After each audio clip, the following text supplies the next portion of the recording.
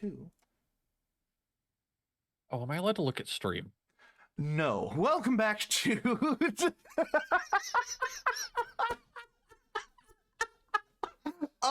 No, you theoretically could. I don't suppose you actually... It'll become obvious in a minute. And I'm Dippy.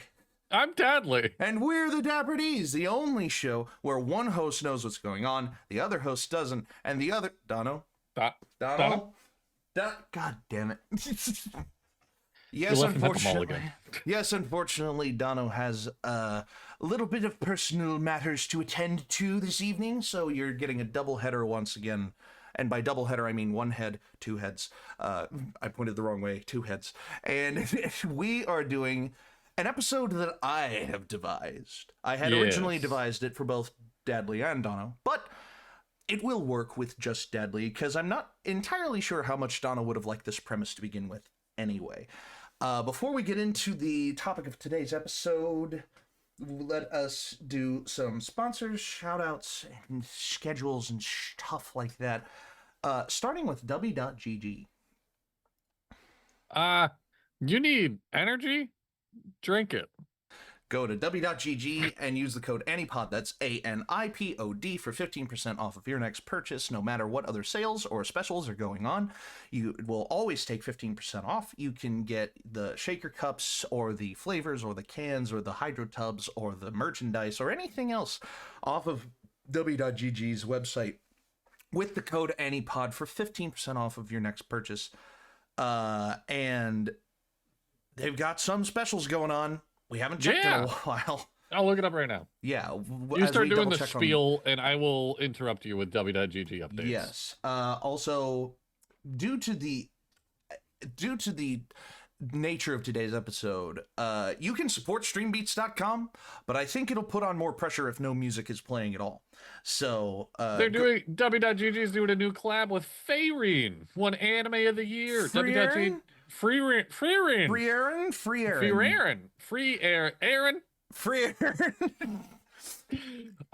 heard it's really good. I haven't checked it out yet. Wait, I do like the flavor. Honeydew and white grape. Oh, that actually sounds really good. I might get myself some. But you can also get shaker cups of all the people from this hit new anime, like Stark and Fern and Himmel. Yeah, it's if I remember correctly, Freyren is like German inspired. Oh, they have also a Chainsaw Man collab. Oh, fun! So you can get your collab stuff for Chainsaw Man or Freyren at w.gg using the code ANIpod. That's ANIpod, ANIpod, for 15% off of your next purchase. Thank you, w.gg, for giving us the energy to do a mystery episode today.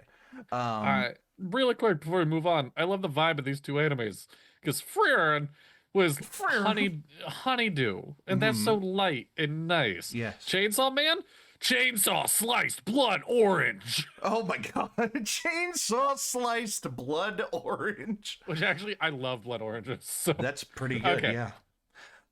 Stick around to the end for the upcoming schedule. It's a beefy one this week. Is it? I don't know. We have two other shows. Yeah, this is something like that.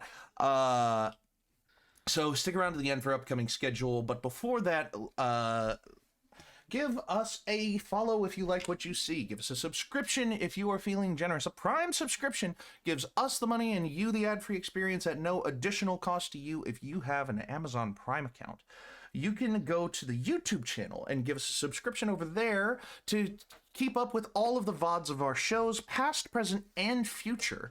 You can follow the link tree in the description of both the VOD and the stream to see all of our other fun stuff, like the merch store, I threw off the order and I immediately forgot. The Instagram, the merch store, and the Discord server, where you can see updates when we go live. You can have a small piece of the channel with you. You can chat with us and your fellow ANIpod fans anytime you like, in that order for each of those things that were in that order.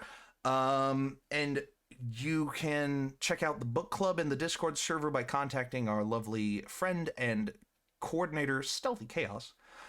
Server coordinator, I should say, Stealthy Chaos. As always, we appreciate anything you do to support the channel and support what we do here, but do what you can, not what you feel like you have to.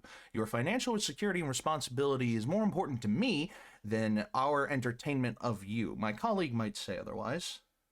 I want $12. What? That's way too much. That's too many dollars? I don't think that's too many dollars. You've been asking for one. Inflation in 2026 is fucking wild, man. A 600% inflation rate for 2026. No. Oh god, that would be terrible. That would be beyond terrible. We would be fucked. We would incredibly fucked. We would be I'm not gonna make that joke. What I want is $5, and whoever gave me $5, I want 5 people to give them $5. Oh my god. And then you send me 3 of that $5. It's not a Ponzi scheme, we swear.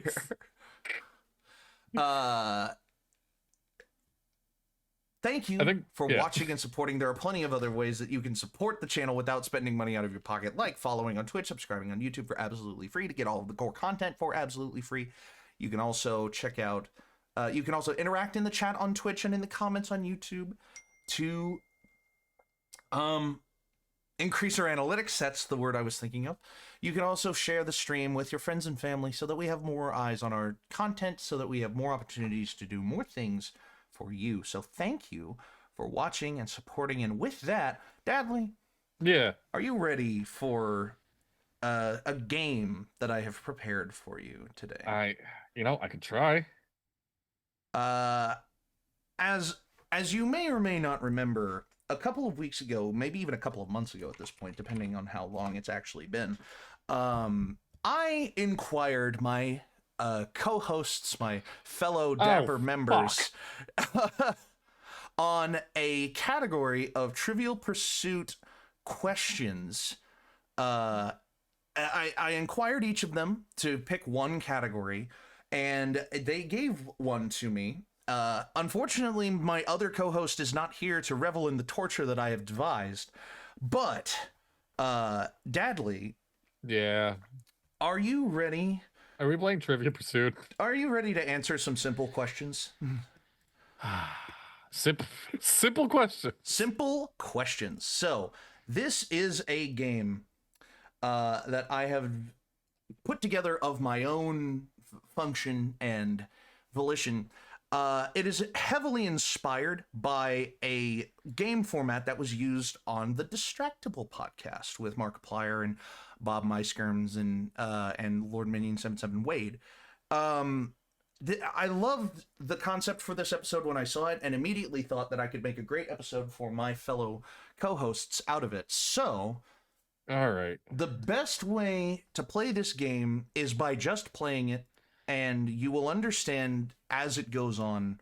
You know, but for the moment, it's just simple trivia. Trivia.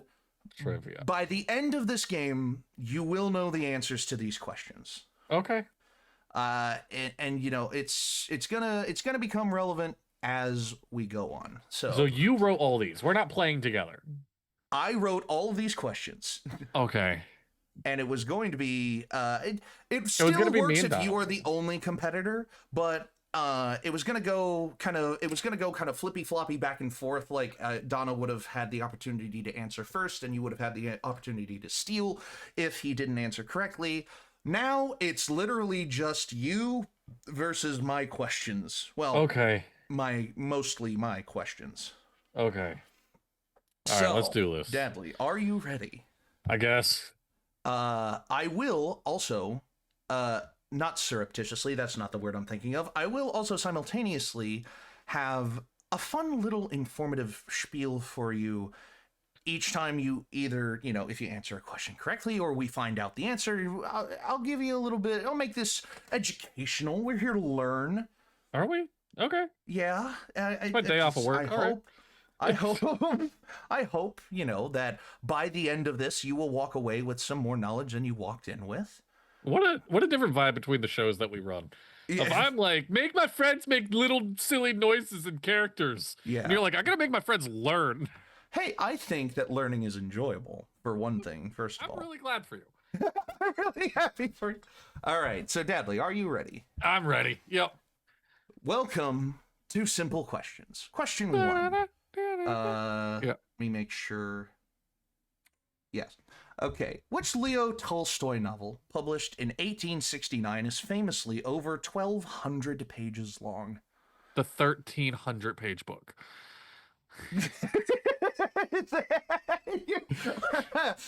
You're gonna have a mulligan for each question to have a joke. I've never even heard of this author. I don't fucking know. You've never heard of Leo Tolstoy? No. It's the biography of Leo Tolstoy, and he's just really full of himself. It's a biography of Leo. I actually don't know if it's a biography. Let me double check. It is. I can give you some information. Okay. It is a literary work set during the Napoleonic Wars. Okay. It comprises a fictional narrative in chapters in which Tolstoy discusses history and philosophy. An early version was published beginning in 1865, after which the entire book was rewritten and published in 1869. Okay. It is regarded as Tolstoy's finest literary achievement alongside his other work, Anna Karenina, and it remains an internationally praised classic of world literature. I will remind you that you gave me arts and literature as your topic, as your category. Yeah, because all the other categories suck. Because all the other categories suck. Well, hey, you have set your own grave to be buried in. Napoleon. Fuck, I'm trying to think of anything I know from that time. I know nothing. The book is just set during the Napoleonic Wars. It has nothing to do... Dippy, I couldn't even tell you. It is the title of a book that you would know. Like, you would know... Farewell of Arms. Farewell to Arms, is that your final answer? Yeah. So that was incorrect. The answer is War and Peace. It is War and Peace. I know the name of this book because in the Disney Channel movie Sky High, the character in the high school, Warren Peace, whose mother is a villain and father is a hero. Yeah, War and Peace. Tolstoy said that the best Russian literature does not conform to standards and hence hesitated to classify War and Peace, saying it is not a novel, even less is it a poem, and still less a historical chronicle. Okay. Question number 2. Which pioneering aviation company mass-produced aircraft called the Camel, the Dolphin, and the Salamander? It is at this point... It's such a long episode. Oh, I intend it. That is why there is a very limited number of questions. Okay. And by limited, I mean 25. Oh, no. But again, by the end of the episode, you will know all of these. I mean, you already know the answer to question 1. It's War and Peace. Yeah, Leo wrote War and Peace. Leo. Which pioneering aviation company mass-produced aircraft called the Camel, the Dolphin, and the Salamander? Which pioneering aviation company? The Wright Brothers Industry. Yeah, Wright Brothers Industry. Sure. It's a great guess. Orville and Wilbur Wright were two of the first people to create aircraft in 1903. This is a little later than that. Only a little bit. I will give you that much. So this is JetBlue. JetBlue. Yeah, the JetBlue Camel, the JetBlue Dolphin. Nothing beats a Jet 2 Salamander. Jet 2 holiday. All right. It is at this point that I will tell you that Dono's category that he chose was history. So he wanted to fucking know this. I'm texting him right now. Listen, I'm sending him a picture of this. By the end, you will know all of these answers. I'm physically texting him. I say physically texting him. I am texting him on his personal number, so I know he'll fucking answer. Uh-huh. Okay. I'm also just making sure, keeping track of what you've gotten right, what you've gotten wrong. Okay. They're not gonna happen to get easier throughout the game, are they? They might. There will be some gimmies later. There are some. You will know the answers to some of these, but by the end, you will know the answers to all of these. Okay. I genuine no idea. No idea? No idea. All right. The pioneering aviation company that mass-produced aircraft like the Camel, the Dolphin, and the Salamander is the Sopwith Aviation Company. Sopwith. They are also famous for making planes called the Snipe, the Dragon, the Rhino, the Buffalo, the Snapper, and the Rainbow Racer. Oh, I would have, if you said Snapper, I would have gotten it. They made the Camel, by the way, was one of the most highly produced aircraft of World War One. Oh. So the Sopwith Camel is if you've ever watched or read like a Peanuts comic strip and Snoopy is role playing as a World War One pilot, he's piloting a Sopwith Camel in his fantasies. Okay. Good for him. I thought he was piloting his doghouse, but well, he is, but to us, to us with no imaginations, he's piloting his doghouse. But in his mind, he is the Sopwith Camel 8 flying ace. Dono has responded, I don't know at all. I don't know at all. Oh, trust me, if Dono were here, he would learn just as much as you are about to learn. Yes, he would. All right. All right. So, question number 3. I got this next one. Yeah, this next one. Which figure holds the Guinness World Record for the most works published by one author? Ooh. My first thought is Stephen King, but I feel like it has to be like children's. Like Dr. Seuss is probably up there. Stephen King did have to create a whole pen name and get a whole new publisher because his original publisher was like, slow the fuck down. And he's like, no, I'm doing mountains of cocaine. Dr. Seuss did also do a lot. You know, he banged out some classics, Cat in the Hat, some not classics, like all the porn he wrote. All the porn not a bit. Not a bit. No, I know it's not a bit. I will say that the correct answer to this question is a bit of a controversial figure. Oh. So Dr. Seuss is, you know, it's to some a controversial figure. I was going to say, Dr. Seuss, right when my kids started kindergarten, is when people were like, we have to cancel Dr. Seuss. And I'm like, shit, I don't know what to read them then. Uh-oh. I think, you know, I personally, you know, I have no problem with Dr. Seuss's children's books. Yeah. You know, because they're children's books. Stephen King also kind of an old creep. A little bit, yeah, a little bit of a weirdo. I'm gonna go Stephen King. I'm gonna stay gut feeling, best feeling. Stephen King. I will clarify. Most works published by one author, each title is a work, not each copy of a work sold. Yeah, no. I get because then we can dwell into like short stories and poems and shit. Exactly. So take a second to reconsider. It is me when I discovered Tumblr at 13. I wouldn't be surprised if the unofficial record belongs to some guy who writes a story every day, you know. Yeah. And no one has ever discovered him because all his stories suck. But no, this is the official record. If I can pull up the actual record for you, I will. I'm trying to think of who wrote Hope is the Thing with Feathers. Because she would be up there. I think she would definitely be on the list. Am I allowed to Google that? Am I allowed to Google the name I'm trying to think of? You are allowed to Google the name you are trying to think of. You are not allowed to Google anything in relation to the answer to the question. Like if it's kind of like subsidiary to Emily Dickens. Emily Dickens. Again, another interesting candidate. Yeah, I'm going to go with Emily Dickens. She wrote so much published poetry. I will say that Emily Dickens is not the correct answer in this case. Okay. All right. Backup answer.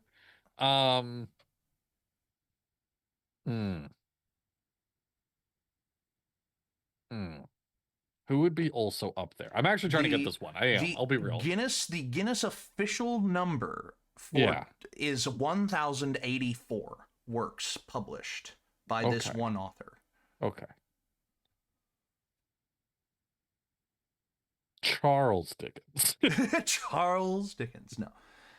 No, 1,000. I wonder how many books Stephen King has written then. I will go with I'll go back to my gut answer of Dr. Seuss. I bet he's up there. Stephen King should be up there. That's what I'm Stephen fucking King saying. should be up there. Okay, well, you are incorrect on all fronts. Okay. The correct answer is L. Ron Hubbard. No idea who that is. He is the founder of Scientology. Oh no! And in his lifetime, he has published 1,008. In his lifetime, he published 1,084 works, starting in 1934. And the last work of his that was written and subsequently published posthumously after his death was in 2006. Oh my god. Yeah. He was a prolific pulp science fiction and fantasy novel writer in his early career.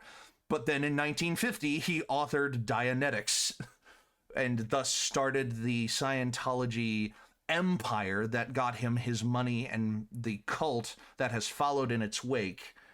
Well, at least it is listed as a cult, described as a cult by some, a new religious movement by others, or a business by others still. He died in 1986. And his final work was published in 2006. That's how much spread L. Ron Hubbard had as a person with his publishing. So that's the real answer. I can't find the exact number of how many books Stephen King has written, but he does on his website have a absolutely extensive list of every single story, novel, short story, and anthology that he has written since he started writing. Wow. We should do Smash or Pass with this. Oh my god. I don't know. Maybe. And essays. He wrote an essay called What Stephen King Does for Love, which I'd assume is cocaine in huge letters. So, the Guinness World Record for most works published by one author is L. Ron Hubbard. Unfortunately, you did not get that right. I did not get that point. Question 4. Which constitutional amendment enacted prohibition, the restriction of sale of alcohol and other narcotics in the United States? Okay. All right. Let me mentally break this down. Yes. We know it's not in the first 10. No, it is not in the first 10. Because those are the big ones. Those be the big boys. Honestly, the first 2 are the really big ones, and then the other 8 within the first 10. I don't want a soldier sleeping in my house. Like, they're good amendments, truly, but it's really the first 2 that most people have a tizzy with. Like, when I was a child, my eldest sister, she's 10 years older than me, went to boot camp. And when she came home, I was just learning about the Constitution. And I was just like, I don't have to let you sleep here. She's like, that's not how this fucking works. That's not how this works. Okay, so like, I think it would be like in the 20s. The amendments. The amendments. We're gonna go. Wait, 22. Okay. Can you give me a higher or a lower? One time I will give you a higher or lower, and in this case it is lower. Fuck, really? 16. Is that your final answer? That's my final answer. The 16th Amendment, in this case, the 16th Amendment is not correct. All right, the amendment that enacted prohibition and was later repealed by the 21st Amendment. Oh, God. Is the 18th Amendment that enacted prohibition. Let's see. The 16th Amendment, they're allowed to levy federal income tax on individuals. The 18th Amendment was proposed in 1917, ratified in 1919, and repealed by the 21st Amendment in 1933. And, it's one of those things that really shows that in the hands of people with the right intentions, in the hands of people that think they have the right intentions, things can be changed so easily. Yeah. And it's important to know that they can be changed right back if if enough people are pissed off about That's it. kind of wild that you can just add an amendment that's like, whoopsies, never mind that one. Yeah, pretty much. So Right. the 18th Amendment is 18th Amendment. not the 21st Amendment. The 21st repealed prohibition. Yes. Question 5. In All right. Hamlet, which of Hamlet's soliloquies contains the famous to be or not to be quote? Which of his soliloquies? There are 7 total. I didn't know they were named. And I've read Hamlet multiple times. They're not named, they are numbered. I checked. I wanted to see if they had a name. Okay, yeah. I wanted to see if they had a name, and they did not have a name. But the to be or not to be soliloquy is famous for having to be or not to be in it. You know, like it is one of the 7 total that are in the Hamlet tragedy. Yes. Can you give me a higher award? Not on this one, buddy. All right. You have a 1 in 7 chance. We have a 1 in 7 chance. Don't mind me. Don't mind me. 13? Rolling a die? Did you roll a D20? 100%. The 13th soliloquy out of 7. Okay. All right. I mean, he's all right. Let me actually think about this. He's holding Yorick's skull. It is kind of towards the middle. It is like the back half of the middle. Because like this is kind of when he's like, depending on how you read Hamlet, am I gonna kill this dude or am I gonna die? So that being said, like 5 sounds solid, but I can't think of 2 more after. I'm gonna be real. I can't think of a soliloquy after it. And I'm realizing how rusty I am because I love Hamlet. I love Hamlet to pieces. So like 4 or 5 feel like really good options to me. I'm gonna go again. Gut answer says 5. Your gut answer is Hamlet's 5th soliloquy has to be or not to be. Yes. Final answer? Yeah. Buddy, you were so close. It was Hamlet's 4th soliloquy. Yep. All right. That has Hamlet's to be or not to be quote embedded within it. Yes. You were so close. Even Siberian in chat said 4. Oh, good job. But if those in the chat, please do not help Dadley with future questions. Do not look up I am answers. not checking. Like literally, I'm reading question when we get the answer, and then I'm looking at chat. Yes. All right. So Hamlet's 4th soliloquy is the to be or not to be. That is the question whether 'tis nobler in the mind to suffer the slings and arrows of great misfortune or to something, whatever. Question 6. Words. Which historic 1314 battle marked the beginning of the end of the First War of Scottish Independence from Britain? The War of 1314. This is a battle, not a war, not a whole The war. battle This of... is the part.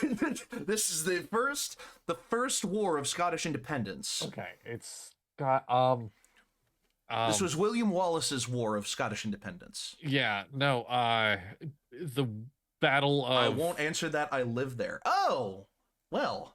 Whoa, how about that? That's awesome. The Battle of Mel Gibson's Braveheart. The Battle of Mel Gibson's Braveheart. It is referenced. It is referenced in Sabaton. It is Sabaton made a song about this battle. Oh. It is also referenced at the very end of Braveheart. It is referenced. That would be helpful if I've ever sat down and watched Braveheart. You've never watched Braveheart? I would have thought you would have been the type of guy to really like watching a movie like Braveheart. I was the kind of guy that really liked watching the 10 Things I Hate About You. So, you know what? That's very fair. Yeah, I can't even muster. I can't think of a Scottish place. The Battle for Scotland is my final answer. Okay. That is incorrect. It was the Battle of Bannockburn. Bannockburn. The Battle of Bannockburn. The Battle of Bannockburn did not. The Battle of Bannockburn did not immediately end the First War of Scottish Independence, but it was the turning point. It was it was considered by many to be the turning point. 14 years later, the de jure restoration of Scottish independence under the Treaty of Edinburgh and Northampton. It is considered a landmark moment in Scottish history. Right on. Go Scots? Yeah, fought between Robert the Bruce and King Edward II. And men of both, on both sides of that. It was just the two of them. It was just the two of them in the middle of the field. Yeah, you would know this if you watched the movie. Oh shit! Really? No, no. The battlefield for the Battle of Bannockburn was registered in the battlefield in the UK Battlefield Registry in 2011. Fun. So it is actually an official place that you can go and visit, like an American National Park. It is an official place that is marked, and you can go and visit it, whatever. But cool. Yes, the Battle of Bannockburn is the battle that turned the tide in the Scottish War for Independence, the first Scottish War for Independence. Okay. Question 7. What term is given to the literary device that describes the repetition of words for emphasis? Emphasis. Emphasis. Okay, I know this one. I teach this one. You do know this one. Yeah, no, this is alliteration. No. The repetition of words. No, yeah. That's the repetition of noises. Oh, Dadley, I love you so much. Confident. I love you so much. Oh, I know this one. I teach it. I was like, oh, wow. Oh. I was so confident. I don't know this. This is the repetition of entire words for emphasis. Emphasis. Emphasis.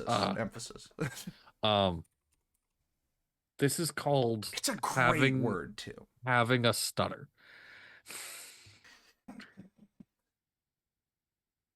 No, first and foremost, no. Oh, upon looking it up, it has 2 names. If you give me either name, then I would. Is alliteration one of them? No, it's not. Damn it. Exaggeration. Is that your final answer? Yeah, that's my final answer. The term given to the literary device that describes a repetition of words for emphasis is epizeuxis.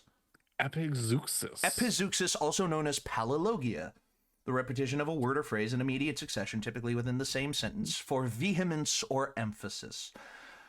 Tomorrow and tomorrow and tomorrow creeps in this petty pace from day to day to day to the last syllable of recorded time. What are the 2 words again? Epizeuxis. Yeah. Or pallilogia. Those are the new god cards in Yu-Gi-Oh. There you go. All right. All right.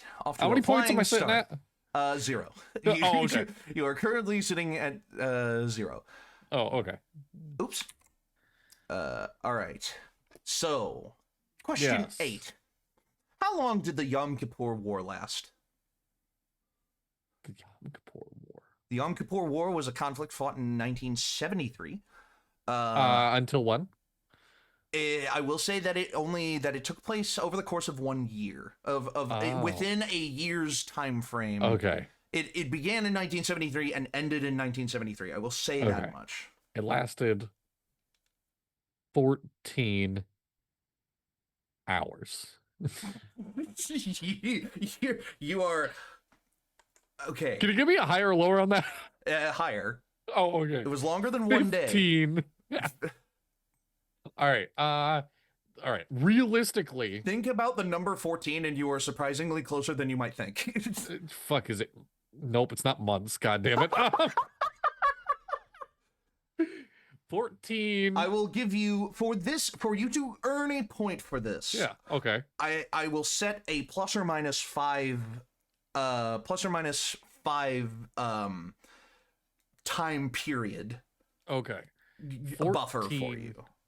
You're reasonably close. We'll even go 15 weeks. 15 weeks, is that your final answer? That's my final guess. 15 weeks. The Yom Kippur War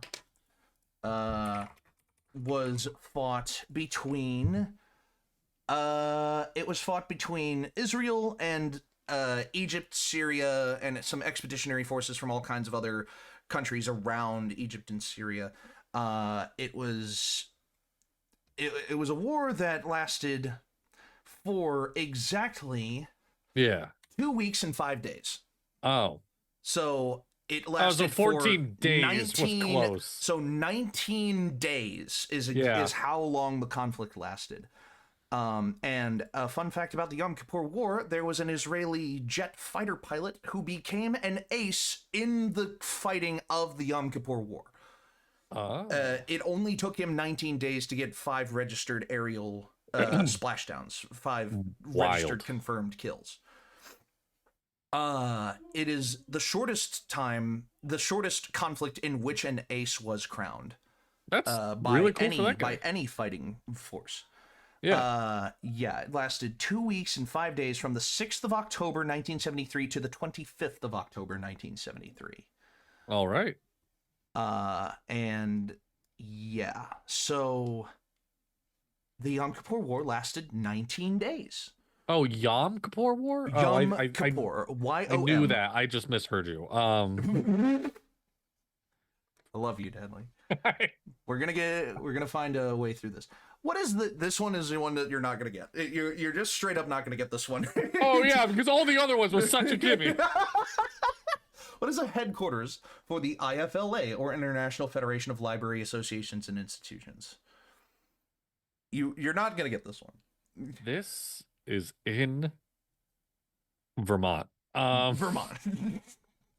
No. Let me think about this. Where that feels like somewhere that would have a lot of history. And like a lot of, but like still foot traffic, like history that's traveled today. Because I bet that's a place, like I bet it's like museum like. I bet it's cool to be there. I'm gonna go Edinburgh. Edinburgh, Scotland? Yeah, final answer. Oh, I can name a place in Scotland. You did. There you go. Guessing New York. New York's also a good guess. New York was the gut answer, and my gut has not been right this game.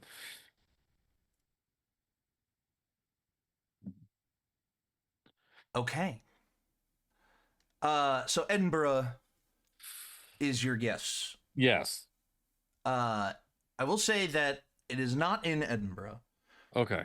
And when I wrote this question, I wrote down the name of the place that you are trying to name. The headquarters for the International Federation of Library Associations, or the IFLA, is the Koninklijke Bibliotheek in The Hague in the Netherlands. Okay.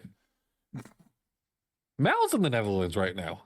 Mal is in the Netherlands right now. You could have pulled from that information to perhaps format it.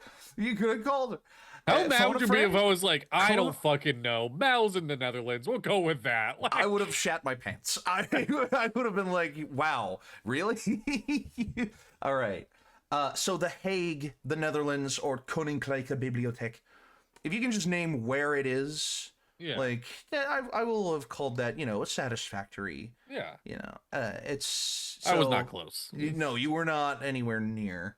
But we will persist onwards to question 10. Clean T Ngo was a Vietnamese radio personality, better known by what handle or nickname? Robin Williams in Good Morning Vietnam. No, they Vietnamese really whitewashed. Radio personality. Vietnamese radio personality. Many would call her a propagandist. For Vietnam. She was the I have nothing. She had a fun alliterative name. Alliteration. That's when you repeat the word over and over. That's when you repeat the first sound a word makes. Okay. Okay, first sound. What? We're gonna go with.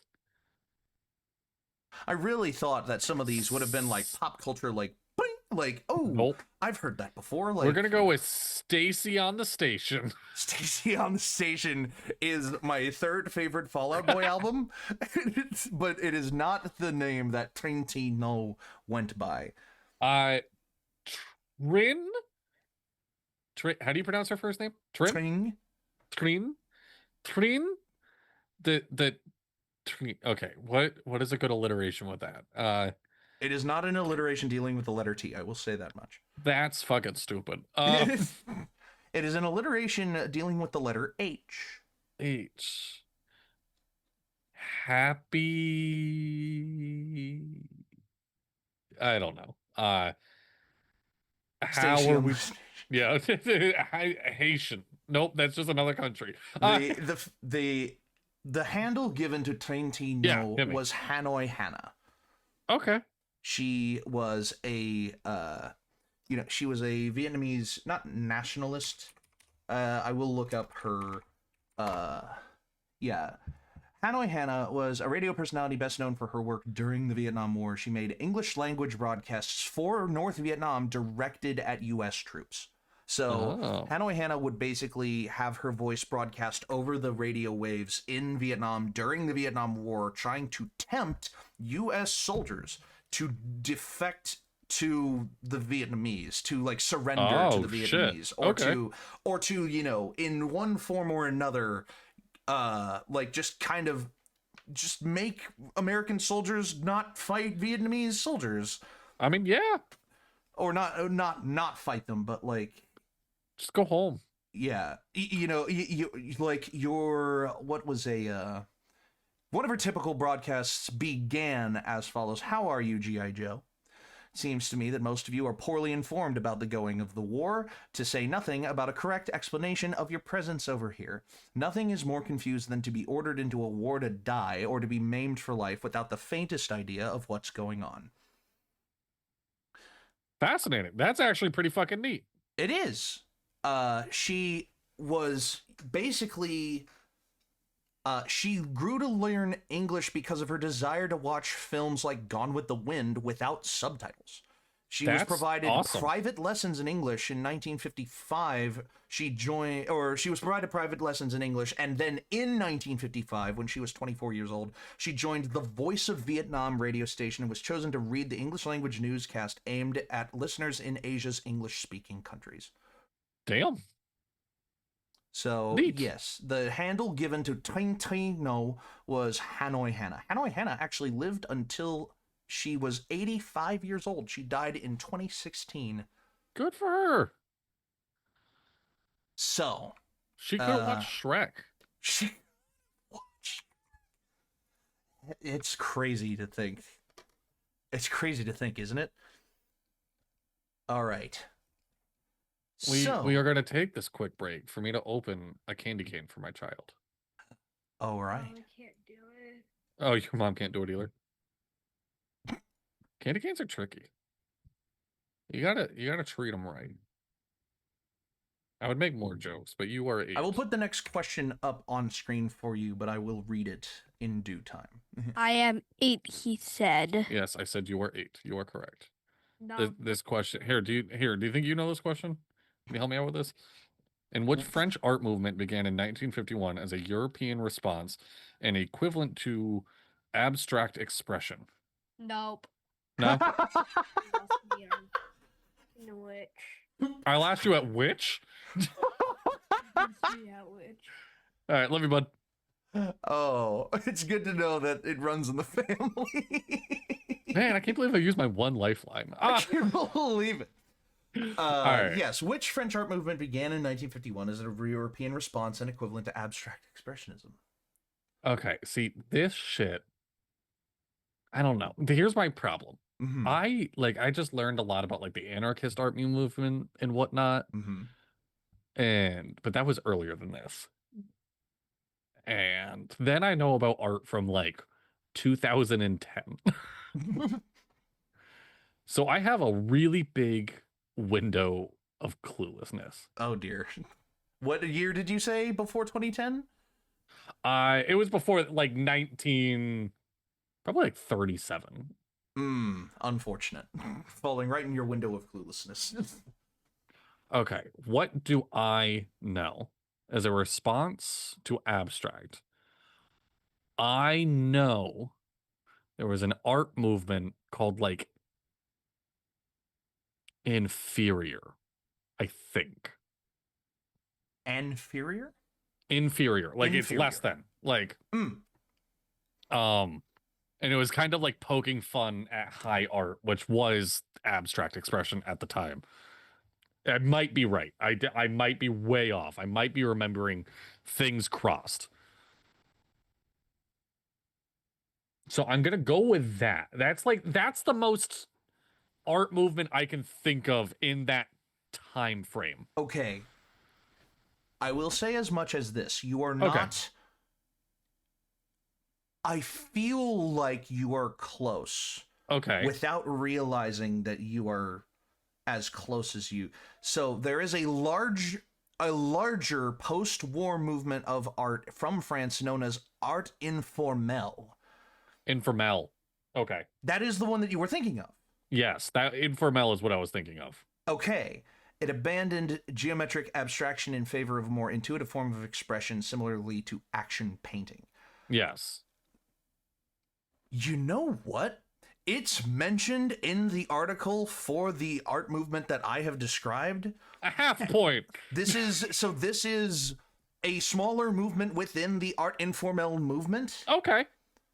I am willing to give you the point if you are willing. Ooh. If you are willing I'll take to take any it. pity points I could get at this point. Because the real answer is Tashisma. But Tashisma is described as the response and equivalent to abstract expressionism, stylistically different, part of the larger post-war movement known as art informel. Yes. Okay. Dadley, I was on the right track this time. I know some art history. Dadley, you are on the board. Dadley, you're on the board. Woo! You have a point. I have a point. So this is actually the point where we swap from literature to art. So the rest of the art and literature questions are going to be art kind of. Okay. I might get a couple of these. You might actually end up with a few points. Yeah. This is good. So, question 12. After Percy Spencer discovered that a candy bar in his pocket melted when interacting with a radar set, what did he subsequently invent? It sounds like a microwave. I'm just gonna feel like that might be the dumb answer. That might be the too obvious answer. This sounds like a microwave. Is that your final answer? Yeah, that's my final answer. You're 100% right. It's the microwave oven. Yeah. Okay. Yeah. Sometimes straight down the barrel makes sense. Yes. So Percy Spencer was working with radar equipment in a post-war radar laboratory, and he touched his pocket and realized that his chocolate bar had melted, and he knew that it was because of... he theorized that it was because of the waves that the radar was emitting inside of the laboratory, making the chocolate melt. So he subsequently patented the microwave oven not too long afterwards. Yeah. No, I use it as my tinfoil. See, these questions can get easier. They can. You can get a couple more of these. I'm sure you can. Question 13. Jeff Koons' famous balloon dog sculptures are part of a larger collection of works he produced under what name? Koons Jeff. No, the collection of works, not his name. Oh, I thought he used a different name. No. The collection of works is called what? Okay, you know what? Straight down the barrel worked last time. Mm-hmm. Balloon dogs. Okay, I saw what you were going for there. No. There were other sculptures that were, there were balloon dog sculptures, but there were also other balloon animals. There were other kind of oh shit, I know exactly what you're talking about now. Wait, no, I know these. I'm not. No, I'm gonna tell you right now. I don't know its name, but I see the art in my head. Like I know exactly the pieces you're talking about. But given those pieces, similar aesthetics and similar themes, what do you think the collection would be called? I want to stress, like, off the wall guesses, because I sincerely have never heard them named before. But like something circus, maybe. Circus, like ceramic circus. I think he used ceramic for some of them. Not all of them were plastered statues. It's not bad for a guess. Yeah, I'm gonna go with that. Something. If circus is in the word, I'm happy. Or carnival. Wait. Carnival circus. Carnival circus. Carnival circus. Afro. What are carnivals and circuses? Celebrations. Celebrate balloons. This is. I think I'm going off the trail now. Yeah, nope, I don't have it. Yeah. Dadley, Yeah. I'm giving you the point because you said the exact word. Did I? It is the Celebration series. Oh, fucking A. Dadley, you have 3 points. You went over. Where? Oh, yeah, you because went, of microwave. You went over in the first 10 questions, and Yeah. since then, you've been 3 for 3. Yeah. You're picking up the pace a little bit, bud. Good There job. we go. Question 14. Which Egyptologist is credited with discovering Tutankhamun's tomb? Rebecca in accounting. And there's the wall. Yep, nope. There's the we had a good streak going. There's the theory of the wall. We hit the combo breaker. Oh, I have no fucking idea. no idea? Not even the first No. clue? No, which it was credited in Tutankhamun's too. It's weirdly Tutankhamun Jr. He knew where it was. It was kind of cheating, and everyone was really mad. He Yeah, no, I got discovered the nothing. tomb in 1922. Yeah, I watched that video where they're like, "We're unboxing it for the first time." We're unboxing it, And then there's, like, unleashing nothing. horrors Like, unto the world. like nothing. Born in inside of it. 1874, died in 1939 at Yeah. the age of 64. He okay. only died 17 years after discovering Tutankhamun's tomb. Can you believe how old unboxing videos are? I can't believe it. Yeah, no, I got nothing. Not even a Nothing? stray of a. All His right, name well, is before Jeff. we go to the break, then I will Yeah. reveal the answer to this one is Howard Carter. Howard Carter. Howard All right. Carter, born in Kensington in 1874, died young. Well, young, 1964. He died at the age of 64 in 1939. Yeah, Howard Carter, he's been referenced in a bunch of other things. He's referenced in films and literature as, the person who discovered his tomb. Yeah. But he even has his blue plaque, his British blue plaque, placed up at his home in Kensington. Oh, cool. The discoverer of the tomb of Tutankhamun lived in his English heritage plaque, I shall say. That's cool. Yeah. Mm-hmm. All right, right on. So we will go to a quick break, and when we come back, we will have even more simple questions for Dadley to answer.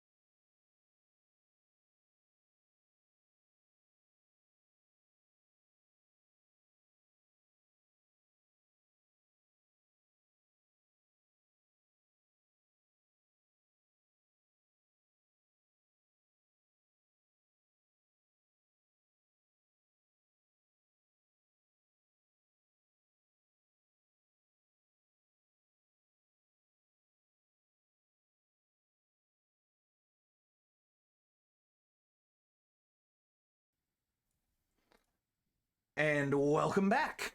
Welcome back. So, when we left off, we had some simple questions, and picking up, we have more simple questions. Question 15. What are the three primary colors in subtractive color mixing?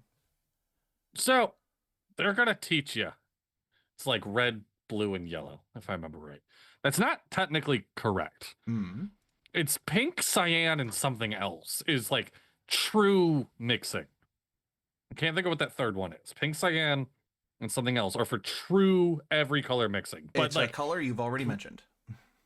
Oh, is it yellow? Pink, cyan, and yellow? You are 100% correct. It is cyan, magenta, and yellow. Yeah. Well done. You're gonna learn. People are gonna tell you. Blue, yellow, and red. They're wrong. Those are the mixing colors for additive color mixing, not subtractive color mixing. Subtractive color mixing is like printer colors. Yeah. Additive is paint or pigments. No, but I'm saying it like even painting, like if you use these instead of the normal primary colors, much more vibrant paintings. It comes out incredible. Yeah, very fascinating to see like the difference in the transition when people discovered this. Oh, well, there you go. So there's your answer, everybody. There you go. I had a simple answer. Absolutely. Simple question, simple response. That's 1 point. You are at 4. You are at 4 out of 15. I was feeling so good to me. I was feeling so good about Question myself. 16. Famous for its eruption in 79 AD, which volcano has also been recorded throwing ash as far as Constantinople? I mean, you can't go back to Constantinople. I only know that song from Umbrella Academy. Is this Pompeii? What? Dude, fuck. What would that fucking volcano be then? The volcano is located near Pompeii. Pompeii is the common tragedy associated with the volcano. The Pompeii volcano. The Pompeii volcano. I don't know the name of the volcano. You're already doing really well by naming the place where it is. I do want the name of the volcano though. Stacy. Stacy? Is it like Stacy on the Station? Is that why? Is that why that Vietnamese radio broadcaster was called Stacy on the Station? Yep. Yeah, because she was erupting like Pompeii. I have no idea. I don't know the name of the volcano. You know the name of this volcano? Machu Picchu. That much? Okay. First of all, so many things to break down in that. Great historic artifact. The city in Peru is really, really cool. Located on the side of a mountain range near a volcano. Really, really cool pull. Nowhere near the correct answer for this question. Mount Everest. Mount Everest is not a volcano. It is the tallest mountain in the world, but it's not a volcano. Is it from Dante's Peak? Is it Dante's volcano? It's what a wild movie. Watching an old lady hop into a river of acid and she's screaming the whole time. Oh, and I'm just sitting there in middle school watching it on a tiny projector with the rest of my class. What did you do to us? Dante's Peak in school? Yeah. What the fuck? I don't know. Okay. I don't know the name of the volcano. Okay. The name of the volcano is Mount Vesuvius. Cool. You never heard the name Mount Vesuvius for? Look, I'm not going to say I've never heard the name, but I will say I've never remembered the name. It has never stuck. Might want to work on that real soon, bud. Yeah, no, like last time I got mugged, he was like, hey, what was the volcano that blew up Pompeii? And I'm like, fuck, just take my wallet. We're in New Haven, Connecticut, by the way. This is another one that I don't know if you're going to get at all. Who is considered the most forged artist in history? Oh, the most forged artist in history. A famous quote about them is, yeah, I know him, the guy who painted 1,000 paintings and sold 10,000 in the United States. Yes.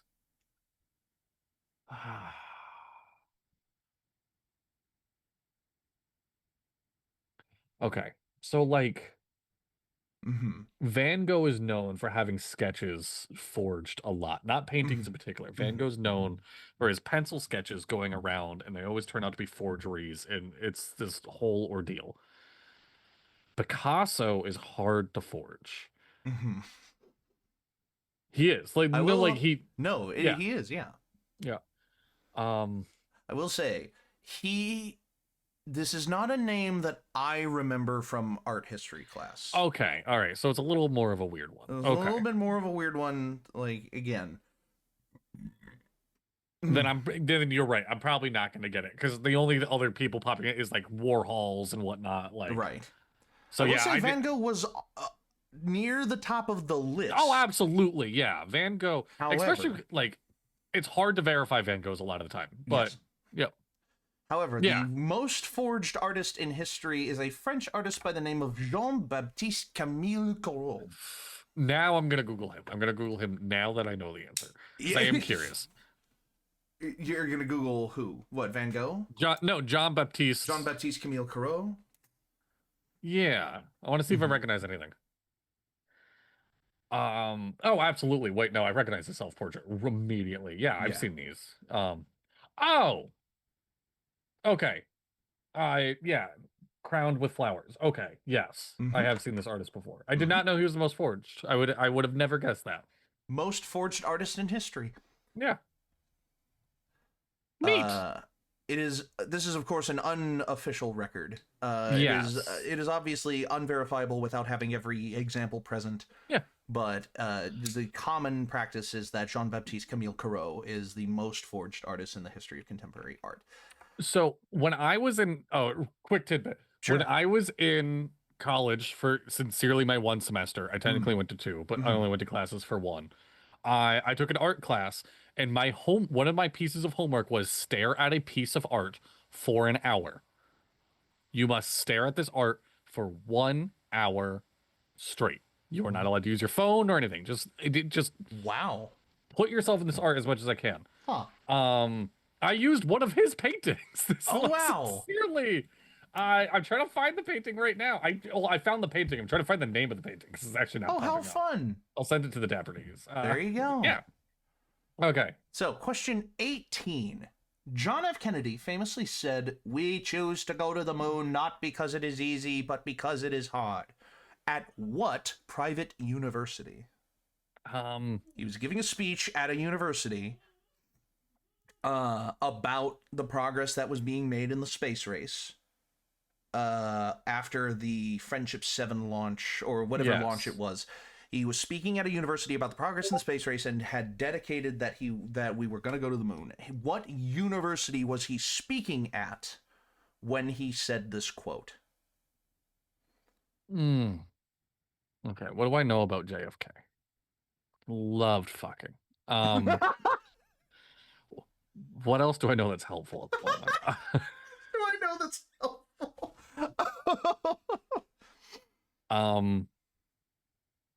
I will tell you, it is a university within his home state. That would be such a good hint if I knew that. I'm actually going to look that up and see, because it is a state that is important. I don't know if it's his home state. It's a state that's important in his history.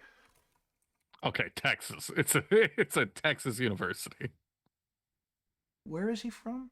He's from Brooklyn, Massachusetts. So no, it is not a Massachusetts university. I thought he was up in I was literally just about to say Harvard. No. It was at a Texas university. I will say a Texas university. University of Dallas. I have no idea. One more shot, buddy. University of Houston. Final answer? Yeah. Okay, first of all, University of Houston is an actual university as opposed to University of Dallas. Is that not a real university? The University of Dallas? No, hell no. Oh. Let's see. Technically, there is a University of Dallas, but it's like a D3. It's like it's a private Catholic university. Yeah, JFK would love to go to a private Catholic university. 2,000 students in fall of 2024. in JFK fucked them all. Irving, Texas. Okay. Well, no, it's a more prestigious, not prestigious, but is a more commonly known university. I don't know. He was speaking at Rice. That's not a university. That's food. Yeah. How dare you? How dare you trick me with this? Rice University is in Houston. It is the William M. Rice Institute for the Advancement of Literature, Science, and Art, shortened, or William Marsh Rice University, a private research university in Houston, Texas. Cool. Yeah, it is. Rice has a D1 sports team. They are called the Rice Owls. Oh. They. Whose mascot is Sammy the Owl. They enrolled 8,800 students in fall of 2024, half of which were postgrads and half of which were undergrads. Right on. Mm-hmm. Go Rice. Yeah, so the correct answer is Rice University. Question 19. Name the tallest statue in the world. Is it the one in Peru? No. I feel like it's... Oh, it's not. Oh, that... Christ the Redeemer is not the tallest statue in the world. At one point in time, the Christ the Redeemer was the tallest statue in the world, but one was made not too long ago. Really? Yes. It is... Not too long ago. The statue is Christ the Redeemer is 98 feet high. The statue that you are looking for... Yeah. Is... let's see. The statue that you are looking for is almost 600 feet high. Wow. So huge difference. Yes. Okay. And it was made after that. Okay. Yes. The project was announced in 2010, finished, construction started in 2013, and inaugurated by the Prime Minister of this country in 2018. If I get the country, do I get a half a point? If you get the country, I'll probably... Oh, it does have a common English name. It does have a common English name that you could theoretically guess. You could theoretically hold on to it. I'm back. What happened? I unplugged my headphones. Oh, sorry. It does have a common English name that you could hold on to. You could guess. But if you gave me where it is, like a country is a good start. I will say I wouldn't have got this without you talking about it more. Because I do remember talk about this in India. That like they built the world's tallest statue now. Like, oh God, it's probably some world peace name. The Statue of Joyfulness. 2 out of 3. The Statue of. Mm-hmm. I don't know. I don't know. What other word? The Statue of the World. They donated it to the world to see. No. It is. Yeah, no, it is very much an Indian like thing. It is very much an Indian statue. It is not a world statue. Harmony. Close. Very close. Ooh, close. Okay. To get unity. There you go. The Statue of Unity in Gujarat, India. This is where you're like pop culture in the brain. We'll get there. Yeah. Yes. Statue of Unity in Gujarat, India. It is 597 feet tall. Wild. And it is fucking massive. I want to look it up now. Yeah, it is.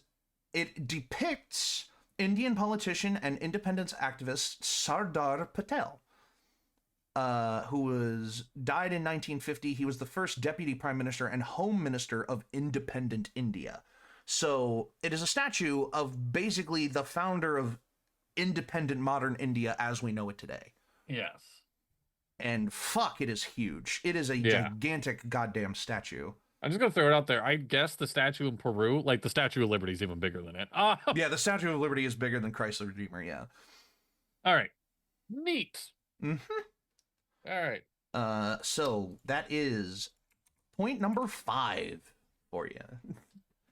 All right. Question 20. Which turf and stone fortification was the northernmost border of the Roman Empire?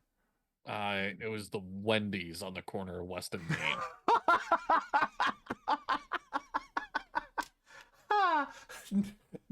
Not quite. A little. This was built a little earlier than that. Oh, sorry. It was the Daves on the corner of West. Dave's. What? No. Wendy's father's name is Dave. Is it really? I didn't know. Yes, that's why if you go to Wendy's, they have Dave's cream soda. It was his sure. soda. There you Yep. go.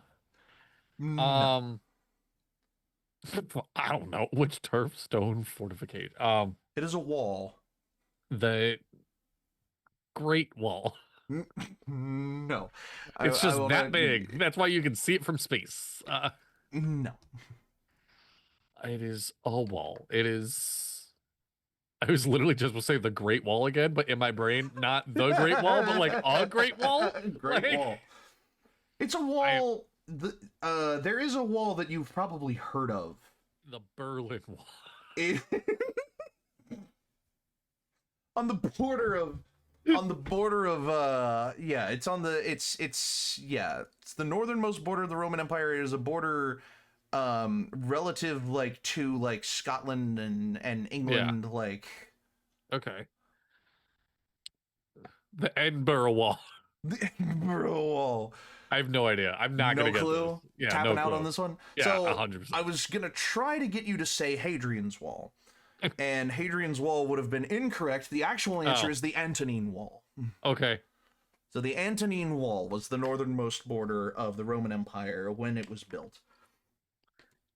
I was about to say, as a joke, we need walls again, and then I realized how politically charged that might A little bit, yeah. be. They just a look little. cool, okay? Just a little. We need All right. aesthetic walls. Question number Yeah. 21. What sits between a short story and a novel in terms of length and complexity? A novelette? Very close. That's not the Oh. actual name given to It's them. not? That's No. always what I've called them. Is it? Yeah, I've always called them a novelette. Hold on. Let Yeah. me see if that is an alternative name for... A novella, I guess, would be the other word for it. There you go. A Yeah, novella. But I think novelette also a novella works. is a narrative prose fiction whose length is shorter than most novels, but longer than most novelettes and short stories. So a novelette is actually a slightly different thing than a novella versus novelette. Dictionaries define a novelette similarly to novella, sometimes identically, sometimes with a disparaging sense of being trivial or sentimental. Some literary awards have a longer novella and a shorter novelette, which is a distinction based on word count. Among awards, novellas are commonly ranged between 17,500 and 40,000 words. Yep, well, novelette is 9,000 and 17,000 words. 75 and 17,000, yeah. 7,500 and 17,500, yeah. So there you go. All right, So, yeah. um, We got there. yeah, you got there. Yeah. All right. Question 22. What name is given to the anniversary of the last day of World War I? And there are multiple answers that I would accept for this question. This is Is a federally happy hour recognized drinks at Applebee's. is a federally recognized holiday. Is this Memorial Day, or am I fucking up my No. holidays? This is not. Wait, Memorial Day is in May. this is Veterans Day. Yeah, correct. Armistice Yeah. Day or Veterans Day is Who calls this Armistice Day? because it's the day that the armistice Oh, of okay. Versailles was signed in 1918, ending the war. Most European countries call it Armistice Day. Okay. There we go. Yeah. All right, on a roll. Yeah. Coming to the end here. 23. Who wrote the original rendition of Frankenstein? Mary Shelley. Correct. Shelley, Mary yeah. Shelley. Yeah. The Modern Prometheus. Modern Prometheus. There you go. I'm actually about 2/3 of the way through Frankenstein. I think it's a very interesting book. I'm gonna be real. So it's my favorite point in teaching middle school is 8th grade reads Frankenstein. We do a graphic novel version. Oh, wow. It's a bridge with beautiful illustration. It is absolutely gorgeous. Oh, fun. And it's actually like it engages them while still dealing in the same topics that you want to talk about with Frankenstein. Like it's great. So There you go. yeah, love Mary Shelley. All right. I can't say that. I know I like her one book that I've Question read. number 24. March Yeah. 15th is known for the assassination of which Roman emperor? Oh, I know this. My boy made the best salad this bitch has ever eaten. Thank you, Trebek. I'm gonna go lock in Caesar. Final answer.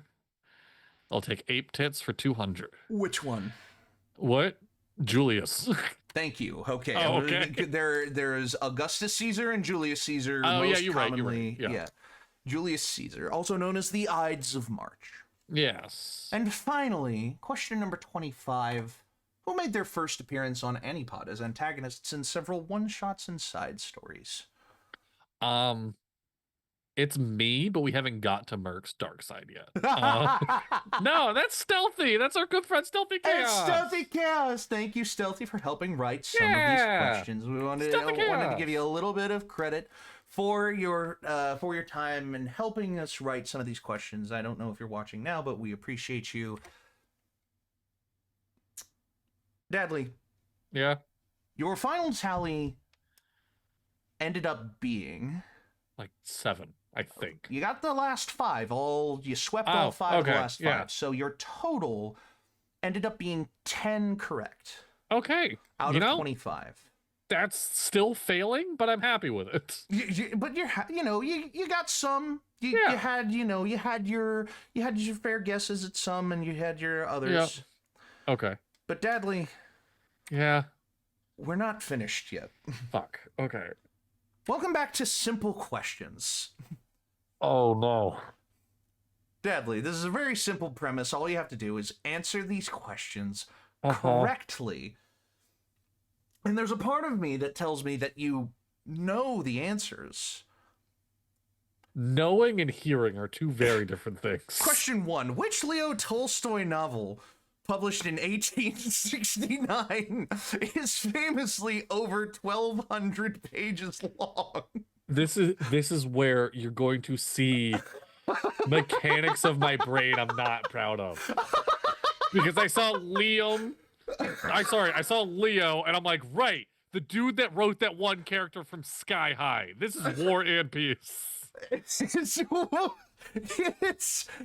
War and Peace. Oh, Deadly. fuck you, Dippy. You got to say, you got it right. yeah.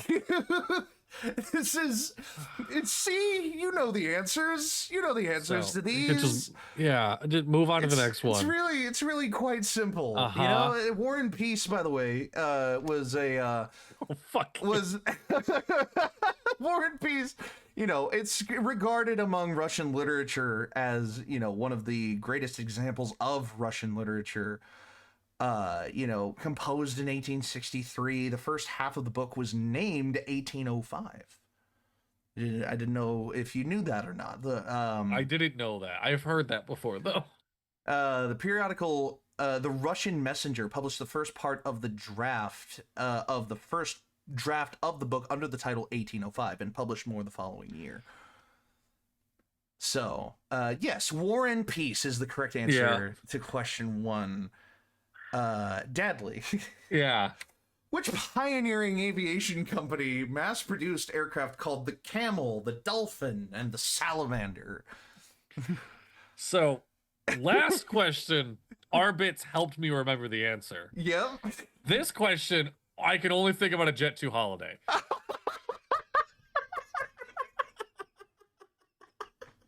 I think, they had the sniper Mm-hmm. and the rainbow Razor? pitch trap. Sure. I don't. Other such examples included the Dove and the Pup and the Swallow. But what was the name of the company? The Camel is what Snoopy drove. Yeah, most mass-produced airplane of World War I. The Camel. Does But it begin what with was an S? It begins with an S. That's all I got. That's all you got? Softlemore. Ooh. Solemore. Softly. Dadley, I'm sorry. Yeah. Dadley, I'm so sorry. Uh-huh. It's the Sopwith Aviation Company. Sopwith, fuck. The Sopwith Aviation Company. You know, another fun fact, the Canadian ace William George Barker won a Victoria Cross flying in an epic single-handed dogfight against enormous odds in a Sopwith Snipe. Okay. Oh, they made a torpedo bomber called the Cuckoo. That's awesome. The Sopwith T1 Cuckoo. You can't add more information because it's going to take the spot of information I need to recall. Question 3. Which figure holds the Guinness World Record for most works published by one author? It's the dude that wrote Scientology. I'm not going to remember his fucking name. But that's the question, Dadley. It's his name. Which figure holds the Guinness World Record for the most works published by one author? The question is, which figure? Chubby. He was a chubby man.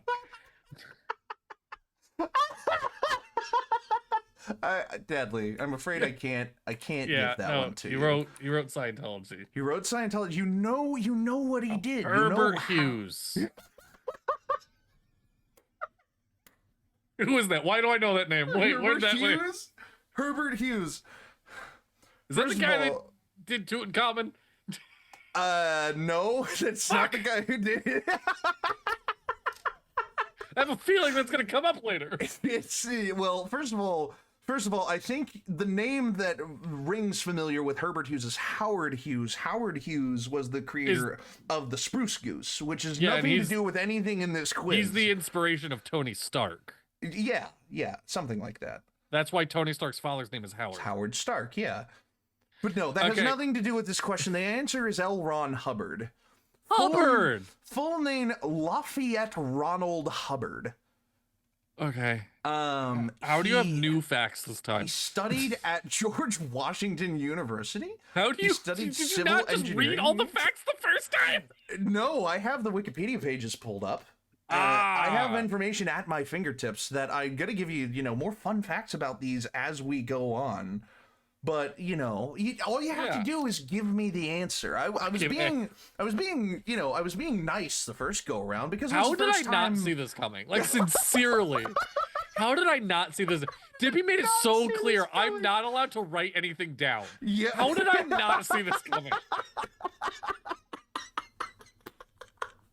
Question 4. Which constitutional amendment enacted prohibition, the restriction of sale of alcohol and other narcotics in the United States? Okay. You got your answer the first go around was 22. So you've knocked out one of 29 possible answers. No. I do remember this because 21 let people drink again. Yes. So I think my guess was 18. I think the correct answer was 16. Oh, no, sorry. 16 was your answer the first go around. It's actually the 18th. It's... Oh, fuck.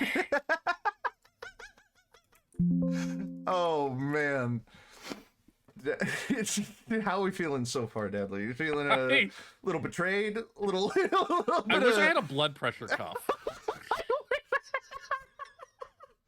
Well, okay. Hopefully we'll get going around again. We'll go around the horn. We'll go around the horn, see if we can get this one again. No. In Hamlet, which of Hamlet's soliloquies contains the famous "to be or not to be" quote? And I will remind you, there are 7 to choose from. Yeah. Okay. Give me 1 second. Give me 1 second. Starts reciting all 7. Oh no! I rolled a die again. You rolled a die again. What did it give you? It gave me 3, which is close because the answer is 4. Incorrect. Hamlet's 4th soliloquy is the soliloquy that contains "to be or not to be." Yes. Your reaction is exactly the reaction I wanted. Thank you. Oh God, I'm so stressed. But the really fun part about this, as long as you don't tell Dono about this premise, we can drop this premise on Dono. We can drop this premise on Dono. We could. That'll be even funnier. Question 6. Which historic 1314 battle marked the beginning of the end of the First War of Scottish independence from Britain?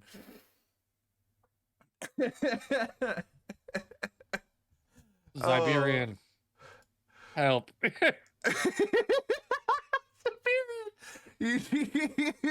It's really quite simple. I mean, you already know the answer. What I'm embarrassed about is I said I can't name a place in Scotland. And then an unrelated question named You a place named in Scotland. a place in Scotland. To be fair, it is the only place I know in Scotland. Yeah. Is the answer Edinburgh? No, it's not. I don't know. I don't know, Dippy. After Robert the Bruce killed Sir Henry de Bohun on Yeah, the they smacked first each day, other. the At the end English of Braveheart. withdrew for the day. That night, I can remember our bits. Yeah. The Steak answer. and lobster is not doing well. The answer is the Battle of Bannockburn. I would not have gotten that. It's the Battle of Bannockburn. The victory against the English at Bannockburn is one of the most celebrated in Scottish history. For centuries has been commemorated in verse and art. The National Trust for Scotland operates the Bannockburn Visitor Centre. Though the exact location for the battle is uncertain, a modern monument was erected in a field above a possible site. Oh. So you can go and visit it. You can go and visit it. Question 7. What term is given to the literary device that describes the repetition of words for emphasis? Emphasis. Emphasis. I remember they sound like Yu-Gi-Oh! Egyptian god cards. Emphysema. Nope, that's not fucking right.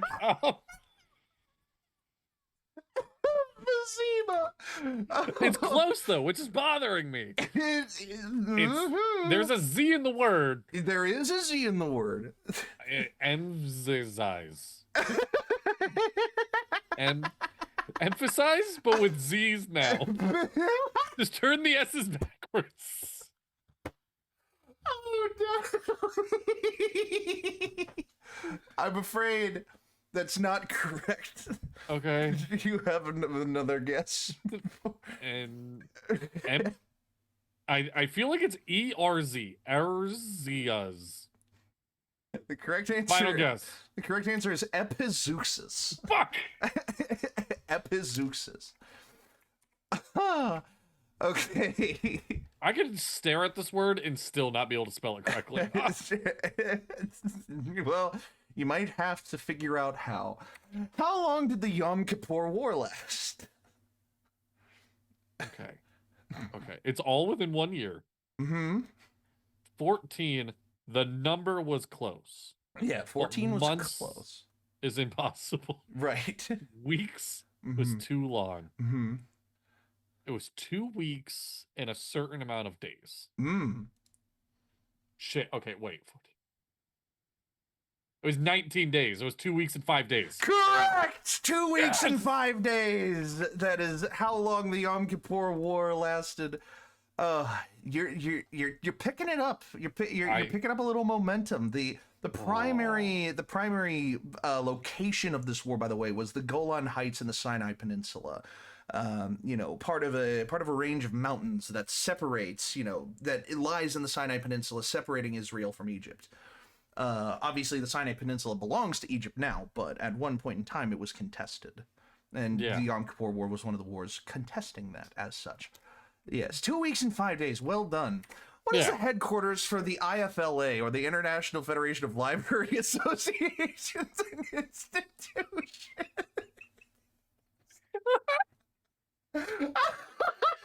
I can't stress enough that when this answer popped up, nothing in me wanted to admit that it just looked like hieroglyphics.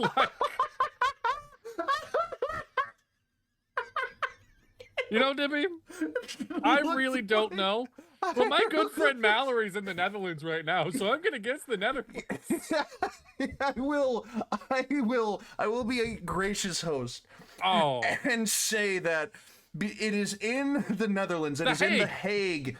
Yeah, you got it before you saw it. I saw that you got it before you saw it. Yeah, you got it in The Hague, in the Netherlands. It is the Koninklijke Bibliotheek. I'm willing to secede that to you because honestly, we would be here all night if I tried to get you to say Koninklijke Bibliotheek from memory. Koninklijke Bibliotheek.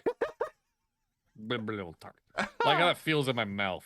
Oh my god! All right. All right, so we're moving swiftly on. We've got a little bit more work to do. Thanh Thi No was the Vietnamese radio personality better known by what handle or nickname? It was something Hannah. It was. I don't. You It know was the first something word? happy. It's close. It's the first word is a Vietnamese city. That Oh, it is the name of a Hong Kong. Vietnamese city. Hong Kong is a country. is that racist? It's possibly a little bit. I don't know. Uh, I have no idea. How? I think it's HO though. Like how do Hannah? How do Hannah? How do, Hannah? You're getting there. You have Okay. that her second name is Hannah. Her first name is Hanoi. Hanoi. Hannah. Hanoi. Hanoi was the capital of Vietnam until Ho Chi Minh took over Hanoi and renamed it Ho Chi Minh City. Oh, okay. The Hanoi Hilton is a common nickname for cockroach traps. Because you check in, but you don't check out.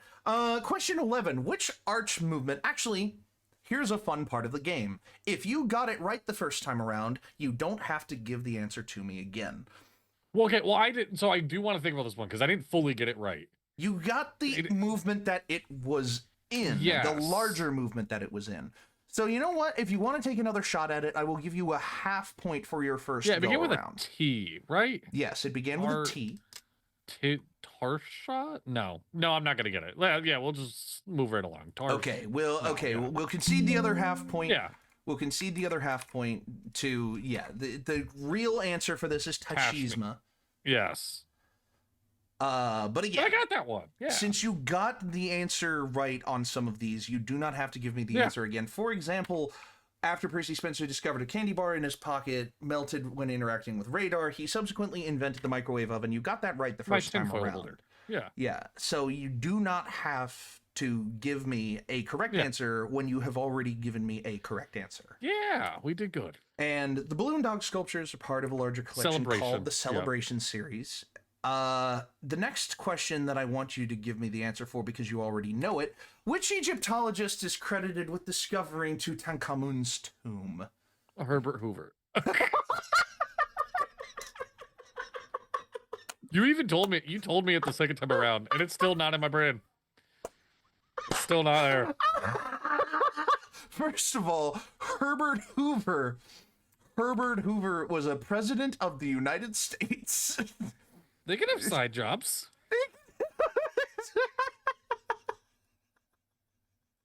It's not Howard Hughes. It's closer than you think, though. Howard Colors. Dadley, you're so close. Howard Give it one more Stern. shot. No, the correct answer is Howard Carter. Carter. Howard Carter.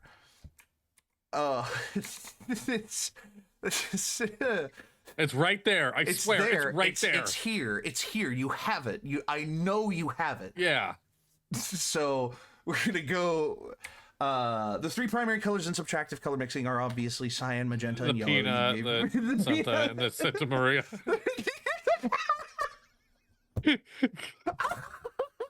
All right, kids, get a little bit of Nina on your brush, and then mix that in with a little bit of Pinta, and we're gonna end up with a nice mixture here. But we're gonna lighten that up with a bit of Santa Maria. Santa Maria. All right. Only Step Brothers, Boats and Hose. Fucking Nina, Santa Maria, something while I'm drinking sangria. Like, only reason I remember those. All right.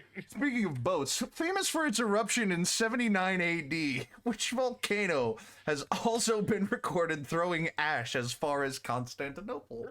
Okay, let me run through this really quick because I know Yeah. it's not Mount Everest or It's not Mount Everest. or Dante's Peak. It's not Dante's Peak. It's not Kilimanjaro. No. It's not anything I can think of. You know, I can get one half of it. I know Mount. That's the least important half of any half answer I've ever received, Ed. Mount. I don't know if it begins with an M or a V, and I don't know. Mhm. I'm confused by that. I'm Yeah, gonna why go with would you? V. Uh-huh. Venezuela. Mount Venezuela. In Pompeii, in Pompeii, Italy. Veronica. Mount Veronica. I mean, Sounds like a I hardly bitch. know her. I don't know. The Mount name of V. the mountain, huh? I just said Mount V. Mount V. You're getting there. The correct answer is Mount Vesuvius. Ah. Mount This is- Vesuvius. Again, how come I didn't see this coming? You said you should remember that, and then moved on. You should, yeah, you should find a way to remember that. I said that pretty clearly. Yes, you did. Mount Vesuvius, by the way, a Soma stratovolcano located in the Gulf of Naples in Campania. It is about 5.5 miles east of Naples. It is just a short distance from the shore. The eruption of Mount Vesuvius in 79 AD destroyed the Roman cities of Pompeii, Herculaneum, Oplantis, and Stabiae. And the only surviving witness account consists of 2 letters by famous Roman philosopher, lawyer, and magistrate Pliny the Younger, writing to the historian Publius Cornelius Tacitus. Yes, it has erupted many times since then. It is the only volcano on Europe's mainland to have erupted in the last 100 years. Oh, scary. Yeah, a little bit. But yes, Mount Vesuvius of Campania Yeah. is the correct answer, which you have not gotten, even though I have told you twice. What Cool. artist is considered the most forged artist in history? There are 3 hyphens in this man's name. There are 3 hyphens in this man's I name. Googled it. Technically, I did an there art are project 2. on him. Technically, there are 2. There are 2 hyphens in his. He has 3 first names, Yeah, okay. All right. and then a last name, which is like, you know, Gene. Gene? that is one of his first names. Yes. Yeah. Claude? No. Fine. Jean Claude Van Damme. Jean-Claude Van Damme. I got Gene. That's all I got. I don't know. Well, that's one of the names you're going to have to remember when you are trying to remember Jean-Baptiste Camille Corot. And John Baptiste Camille Corot. Jean-Baptiste Camille Corot. Not even the first Jean-Baptiste that comes up when you look up the name Jean-Baptiste. He was born in 1796 and died in 1875. He was a landscape and portrait painter, as well as a printmaker in etching. He was a pivotal figure in landscape painting. And that's and his signature is just his last name, Carrot. Corot. Carrot. No, I have to say it correct. Corot, because you're going to make me do this shit again. You're going to call him Gene Carrot. Gene Carrot. All right. All right. So, Jean-Baptiste Camille Corot, the most forged artist in history. We're getting, you know, we're getting along. We're getting along at the moment. Right John F. along. Kennedy famously said, "We choose to go to the moon not because it is easy, but because it is hard." At what private university? Rice. There you go. That one I Rice remember. University in Houston, Texas. Rice is one of the oldest. Rice used to be the home of the largest football stadium in college football. The Rice Bowl could hold, I think, upwards of 200,000 people, or something near 200,000 people. I bet my rice bowl can hold 200,000 pieces of rice. The fitting name. You already got the name of the tallest statue in the world, which is the Statue of Unity in Gujarat, India. But, Dadley, what turf and stone fortification was the northernmost border of the Roman Empire? The Berlin Wall. That's all I remember. Berlin Wall, which is nowhere near the It's northernmost border of the Roman Empire. It's not even an You know how bad of a guess has to be an uneducated guess? Which is funny because none of your guesses should be uneducated because you already heard the answers to these at least once. I am being summoned. Give me 1 second. Sure. I promise I will not Google it. No, okay, I'll vamp for a little bit while you go. So, listeners, watchers, whoever is still here, I appreciate you sticking with us for this episode. This is a fun concept that I've been thinking about for a long time. I've been wanting to drop this on my co-hosts ever since I first watched the original Distractible episode that Bob putting Mark and Wade through hell with their egos being tested as they are trying in vain to remember names of things that they have already heard. And just it turning from a trivia game into a memory game is my bread and butter. I am just, it's one of those things that I am so happy. Hey, he's wearing his West Virginia hat from our trip to Texas. Oh, I'm going to tell him that when he gets his headphones back on. There you are. My dog likes wearing my flannels. Oh, how cute. And I didn't realize until just now you're wearing the West Virginia hat from our trip to Texas. Well, I literally just put it on. So oh, there you go. Well, now you are wearing. Okay. The task at hand remains. Which turf and stone fortification was the northernmost border of the Roman Empire? Begins with an A. It does begin with an A. That's what I got.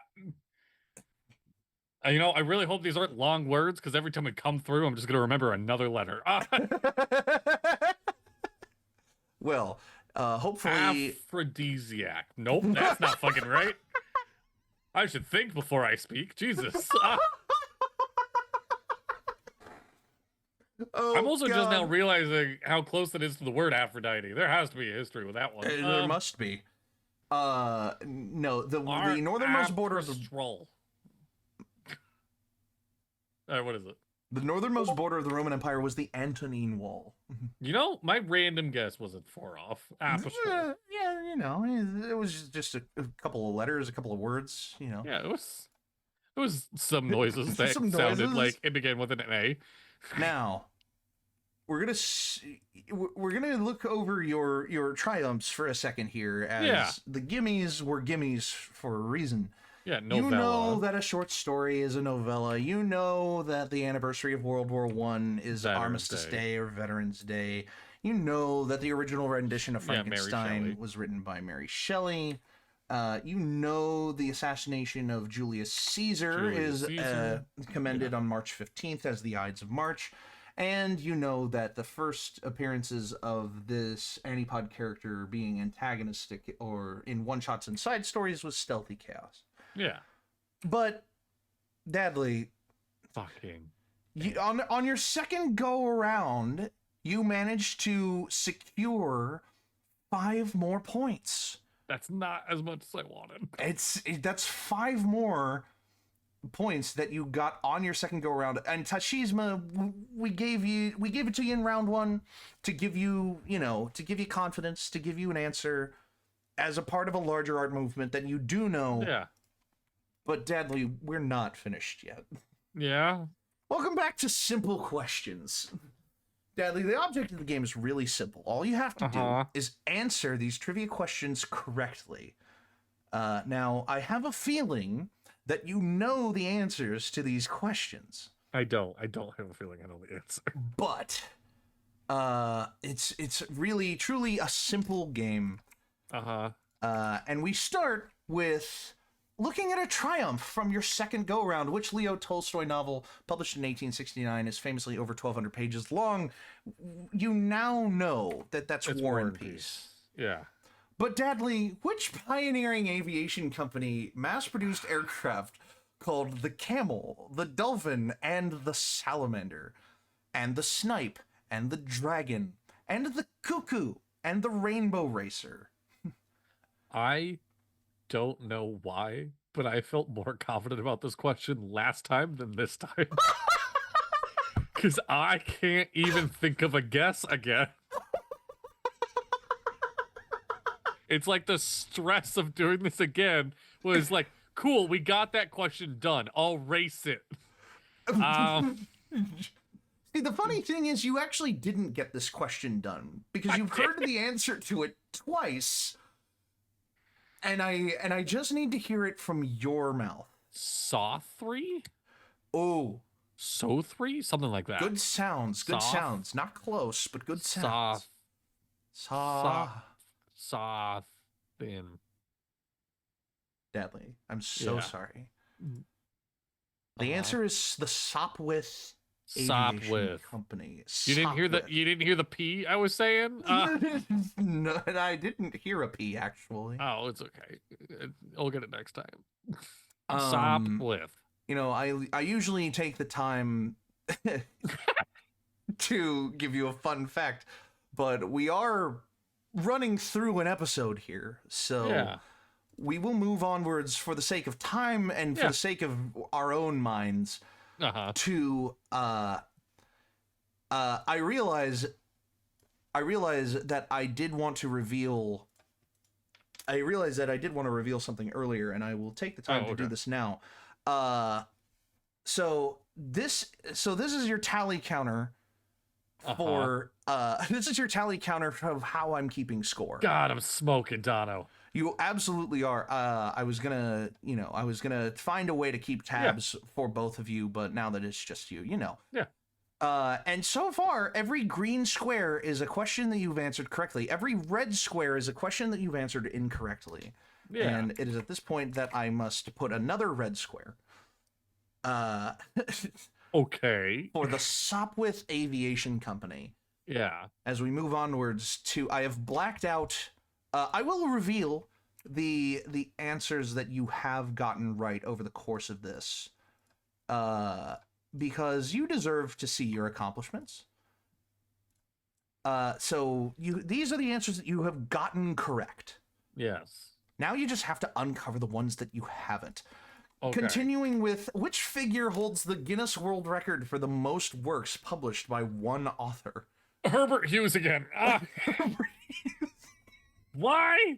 Fuck, who wrote Scientology? Damn it. L? Yes. Lawrence Ronald Hughes? Okay, L. Ronald. L. Ronald. Is it? Okay, it's not. It's not Hughes. You would have just given it to me. Rumpelstiltskin. Definitely. It's very nothing. close. It's very close. Okay, it's close to Hughes. No, not close to Hughes, but like It's close to Rumpelstiltskin.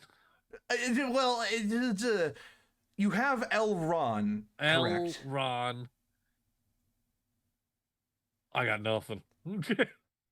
L. Ron Patrick. Deadly, I'm sorry. The Yeah. correct answer is L. Ron Hubbard. Hummer. Closer to Hughes. L. Ron Hubbard. It's closer to Hughes than Rumpelstiltskin. It's closer to Hughes than Rumpelstiltskin. But Yeah. I'm sorry. I just need to hear you say it. Okay. And L. Ron Hubbard. Next. We'll come around. We'll come around again. Unfortunately, I need you to say it when the answer isn't on screen. Oh, okay. You know, All right. it's and I know what you're about to do, and if you do it, I'm going to take a point away from you. Oh, okay. All right. All right. But Okay. as we move swiftly onward, which constitutional amendment enacted prohibition, the restriction of sale of alcohol and other narcotics in the United States? Now, Is it the previously you've said 18th or 22nd. You said 16th. 18th. The correct answer is the 18th We got there. Amendment. Well done. You get another triumph marked off. Yes. And we will linger here for a moment on you correctly having guessed that Hamlet's fourth soliloquy is the soliloquy containing the to be or not to be quote, but we will take a short break, and when we come back, we will have some more simple questions for Dadley to answer.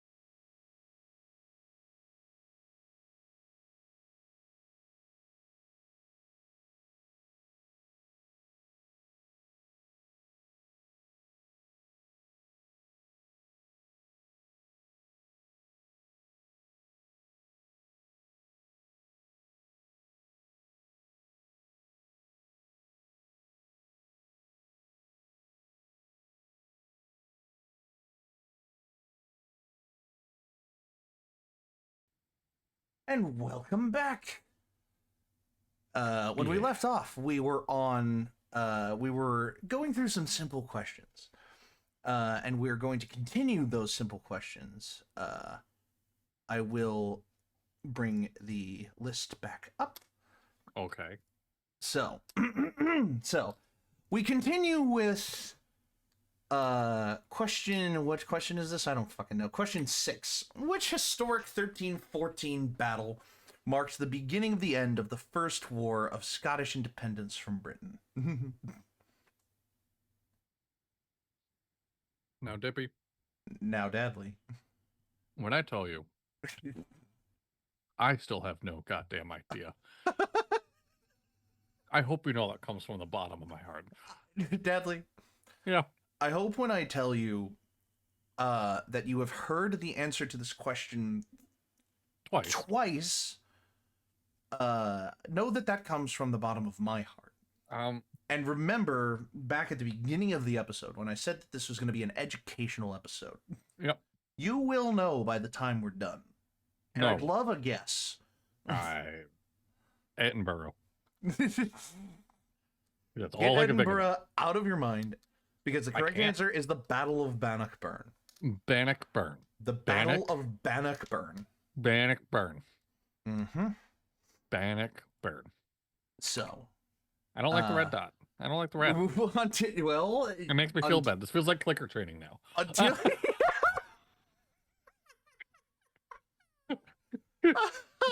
oh my god. We move on to question 7. What term is given to the literary device that describes the repetition of words for emphasis? Emphasis. Emphysema. Emphysema. Nope, it's a P. It's like a eprizar. Epriza. Epriza. Final answer. Epriza? Be proud of me. Well, unfortunately, I can't be proud of a guess of Epriza for an answer that is Epizeuxis. That's so close. It's Epizeuxis. It's not that close. Like, You know, honestly, it's you know, if you squint if you squint. so much you close your eyes and your ears. It is at this point that we don't have to linger on triumphs for too long. Trinh Thi Ngo was a Vietnamese radio personality, better known by what handle or nickname? Handio? Handio? Handy. It's something like that. I'm fucking it up. Handy Hannah. But it's not handy. It's like Handio Hannah. Get rid of the D and work with the Hannio? letters that you've got. Hannio. Hannah. You're so close. Hanoi. Hanoi Hannah. Hanoi. Hanoi Hannah. I got it. You I'm counting it. did. You did. I'm so proud of you. You have another one unlocked. We're getting there, Dadley. We're getting there. Yeah. And we don't have to linger too long on your past achievements. When I ask you which Egyptologist is credited with discovering Tutankhamun's tomb, you got so close. The second go around, you got very, very close. I know this. Mm-hmm. I really know this, Dippy. Yeah. This is Herbert Hughes. It's not Herbert Hughes. It's not. It's Carter. It's Carter, which is bothering me now Mhm. because the last time I got the first part of his name and not the Yeah. second part, I can't remember that first part now. Yeah. Is it Herbert Carter? Hoover Carter. Mm-hmm. Howard Carter. Howard Carter. There we go there. All right. Yay. The Egyptologist who discovered Tutankhamun's tomb. Well done. right. Well done. See, you're knocking these out. You've already got 3 more points. And you have 3 more opportunities to get points. We got 3 more opportunities. on this go round. As we skip cyan, magenta, yellow and ask, Famous for its eruption in 79 AD, which volcano has also been recorded throwing ash as far as Constantinople? Venezuela. No, it's okay. It's kind of like Venus. It's Vernius? It's like Vernuous. Mount Vernius. Mount Vernon. Mount Vernon, Washington's historic home. Mount Vernius. Vernuous. Something like that. I'm Is close. I know it. I know I'm you're close. getting closer. You're getting closer. Vernius. You're getting closer. It's Vesuvius. Vesuvius. Vesuvius. There's another syllable. Vesuvius. There's another syllable in there, but you're getting closer. I can feel it. As we move on to who is considered the most forged artist in history. Gene Carrot. Gene Carrot. Mm-hmm. Final answer. I will take. I know there's more names. I will take one more of his names. Baxter. No. Closer than you'd think. Carmile or something like that. Carmen. Carmilla. Yeah, I'll give it to you. Will you? What was it? Jean-Baptiste Camille Corot. Camille Corot. So, Jean-Baptiste Camille Corot. All right. And then your last opportunity at a new point. To not look at this question again. Which turf and stone fortification? I'm going to have to look at this question again. The northernmost border of the Roman Empire. Wall of Aphrodisias. Aphrodisia. Afrocletus. I'm just going to say noises until you tell me I'm right, Dippy, or you move on. Abracatiotos. Aprons on my toes. It's one of those. One of those was correct. No, Give me the green. They're not even close. What is it? I don't know it. They're not close. The turf and stone fortification that was the northernmost border of the Roman Empire is the Antonine Wall. Antonin. Antonine Wall. Antonine Wall. My Aunt Tony. Hey, whatever helps you remember, man. Okay. As we scroll swiftly through some more triumphs, stealthy chaos. Thank you for helping write some of these questions, by the way. But on your third pass, you got 4 more points. Yeah. But unfortunately, how many do I have? We're 1, 2, not 3, 4, finished 5, 6. yet. Fuck, I still have 6. You do. You have 6. That's 6 more opportunities to learn, Dadley. I don't want to learn anymore. Welcome back to Simple Questions. Dadley, the premise is quite simple. All you have to do is answer the question correctly. It's trivia from categories that I pulled from both you and Dono a couple weeks ago, a couple months ago, however long ago it was.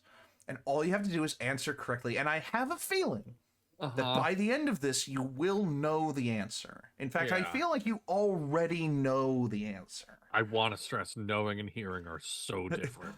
So we move past your first triumph and say, which pioneering aviation company... Jumping the gun a little, Dadley. Which pioneering aviation company mass-produced aircraft called the Camel, the Dolphin, and the Salamander? It's the Sopwith Aviation Company. You are absolutely right, Dadley. Well done. Yeah, so that is another point for you. The Sopwith... Before you move on. Yes. I remembered the answer to this question. Mm-hmm. I don't even remember the question you're about to ask me. What, I don't remember what comes next. The next question. Yeah. Well, you've heard it 3 times now, Dad. Nope, I don't remember what comes next. It's really simple. It's really simple. Which figure holds the Guinness World Record for most works published by one author? I can't believe how many different things Herbert Hughes has done. Herbert Hughes. I want to look up the name Herbert Hughes to see if that's even the name of a person that has done anything. Nope. Yeah, who's Herbert Hughes? Is that anybody? Hughes. He was a composer. Herbert Hughes was an Irish composer. Cool. He was a music critic. He was a collector and arranger of Irish folk songs. That is not the person I'm looking for, though, Dadley. The person I'm looking for is the Guinness World Record holder for the most works published by one author. Oh, hi, Bright. Dippy's torturing me. Oh, Bright. Hello. Good to see you. Good to see you. Yeah. This is L. Ron. Yes, it This is. is my boy L. Ron. Not my boy. Not my boy. Not your boy. No. L. Ron. Mm-hmm. Okay, I keep making jokes about Herbert Hughes. The name's not far off. But I have to remember how. It's not far off from Herbert. Oh, shit. Because it's a cupboard. It's Herbert. This is how my brain works, Dippy. This is every moment of my life. Yeah. It's L. Ron Hubbard. Yeah, there you go. L. Ron Hubbard is the name of the man with the most works published by one author. Well done. You are flying along, Dadley. Yeah. You're flying along. You don't have to name the 18th Amendment. You don't have to name Hamlet's Fourth Soliloquy. What you do have to name is the historic battle in 1314 that marks the beginning of the end of the First War of Scottish Independence from Britain. Also, say hi to Umberlee. Charging battery. There you go. Hi, Umberlee? Oh, I can't hear Umberlee this time. Yeah, no. Okay. It kind of sounds like Banecock. Yeah.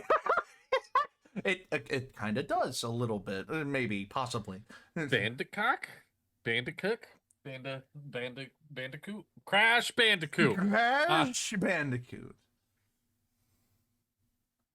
Oh, child? Dog. Dog child. Peaches. Go lay down. Dog child. Good girl. There you go. Band. Mm-hmm. It's band. Mm-mm. There's no D. It's band, and then it ends with cock. No. Fuck.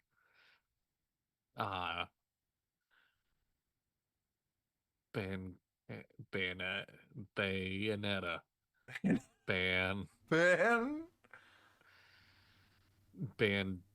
Duke. It's like there's a D in there. There is no D in the. Dippy, I don't know. Dadley. Cooler. Final it's answer. Okay. Vancouver. Vancouver. Final Vancouver. Answer. Vancouver. We'll have another go around at this. It's the Battle of Bannockburn. Bannockburn. Bannockburn. The Battle of Bannockburn. Bannockburn. It's one of the most pivotal moments in Scottish history. I'm getting some heart Bannockburn. Whatever it takes to remember.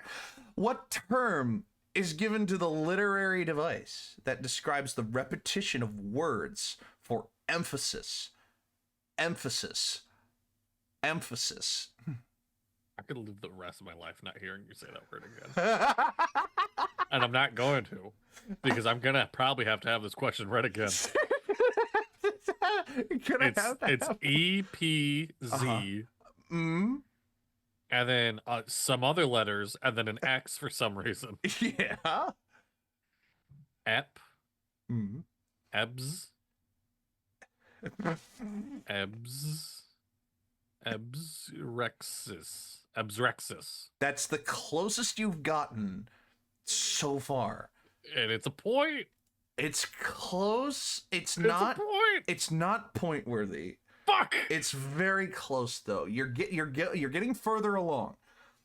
All right. What is it? The word is epizeuxis. Epizeuxis. Epizeuxis.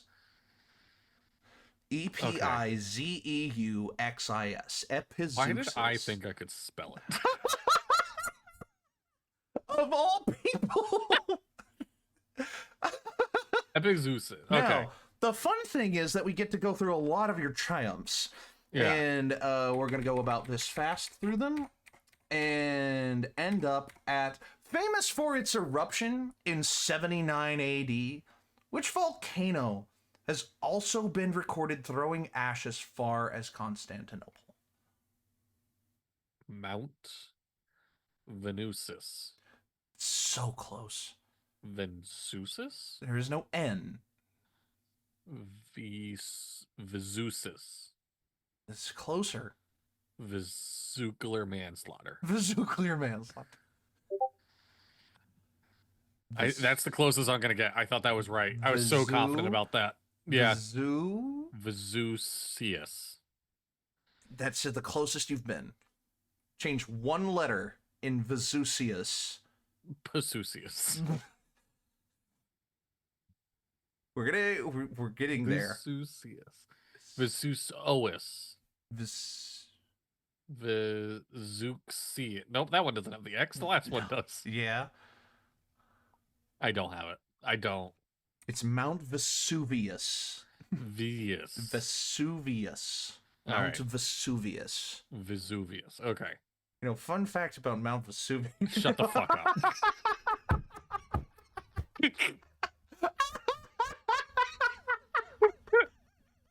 We go through a couple more victories, and then we end up on which turf and stone fortification? Oh no! I don't know which it is. It begins with an A and is a stupid fucking name.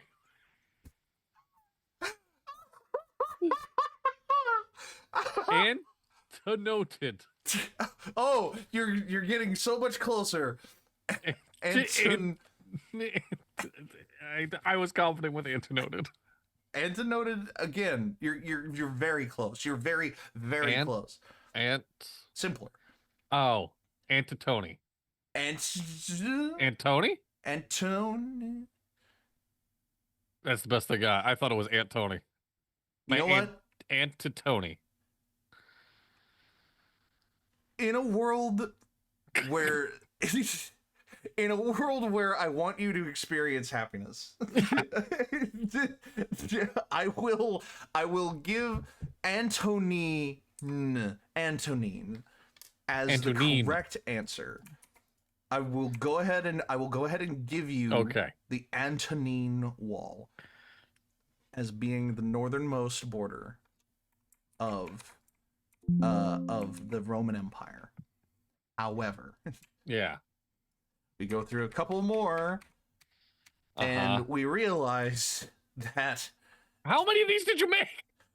Dadley, no. Here's the funny thing: is it just looping? It just loops back to the first slide. That's okay. how right. it just loops back to the first slide. That's how this is. I just imagine you like sitting here being like copy and paste. How many times do you think I should do this? No. If I had done that, I would have made one. I would not have made one long enough. I probably realize how rude that sounded. No, you're good. It's fair. It's fair. Because Dadley, we're not quite finished. We're on number 5. We're on loop number 5. Welcome back to Simple Question. How do I play this game, Dippy? What's simple questions? Dadley, the premise is very simple. All you have to do is answer the question correctly.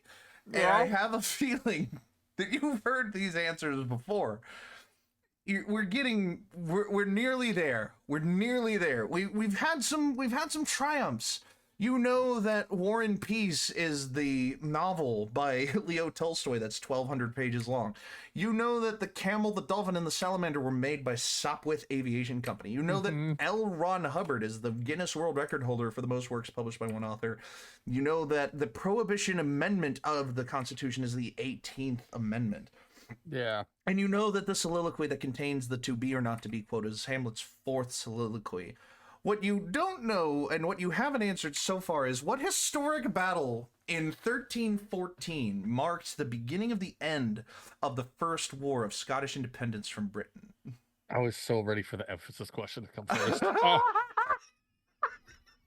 Oh shit. Well, keep it in mind because it's coming. Dan. Dude, I'm just gonna say the same shit I did last time. All I can think of is Bangkok again.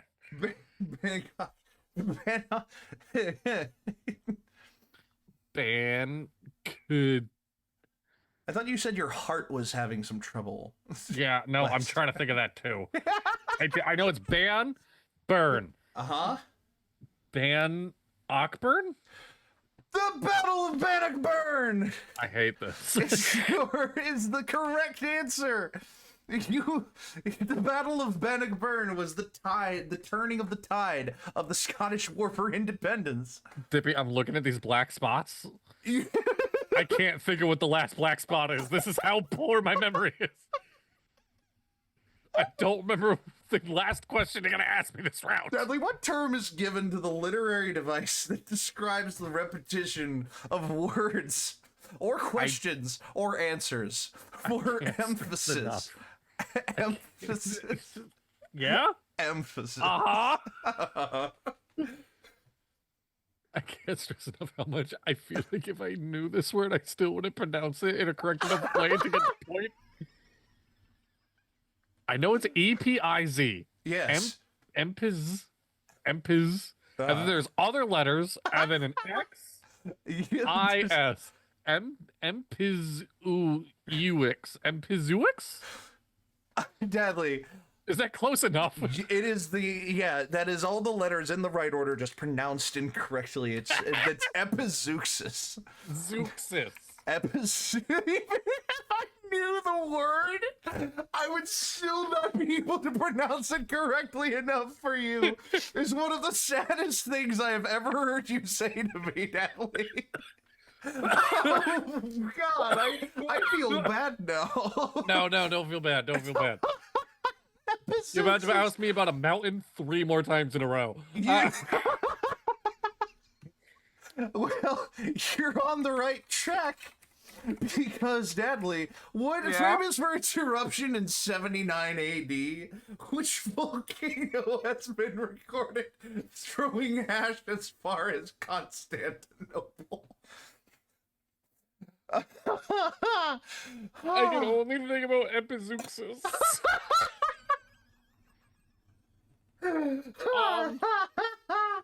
Okay. I have to start from what I remember. It kind of reminds me of Venus. Yes. Mount Vivus. There's 2 V's. Yes. Vivus. Viavus? Viavus. That's just the wrong word. All right. The wrong order of those letters. Viavus? So vuavis? Vis-a-vis. Pretty much. Vis-a-vus? Vsauce Michael here. Vsauce Michael. Mount Vsauce Michael. Chairs don't exist. Chairs don't exist, you know? It's an ontological phenomena. Do you remember the answer? Looking to Peaches for an appeal? Yeah. Well, she remembers that it's spelled Vesuvius. Vivus. That's how I pronounce it. Show it to me, and then we'll loop back around, and then I'll probably get it, maybe. The correct answer is Mount Vesuvius. Vesuvius. Mount Vesuvius of Campania, Italy. Vesuvius. Mount Vesuvius. Mount Vsauce Michael. Mount Vsauce Michael here. Mount. What color is a mirror? As we loop back around through your previous triumphs, and we land at the end of our sheet, we realize we're still not done. Dadley, welcome back to Simple Questions. Simple question. All you have to do is answer one question correctly. And you have heard the answer 5 times now. And at this point, there's almost no point. But we will do a quick review. which novel published in Why are you reading this question? Because at this point, I really just kind of want to reinforce good habits. Let's get back to the question. Where is it? Here it is. I don't All know. right, exactly. For all the marbles. For all my brain cells. Famous for its eruption in 79 AD, which volcano has also been recorded throwing ash as far as Constantinople? Velveeta cheese. No, Vesuvius. Mount Vesuvius is the correct answer.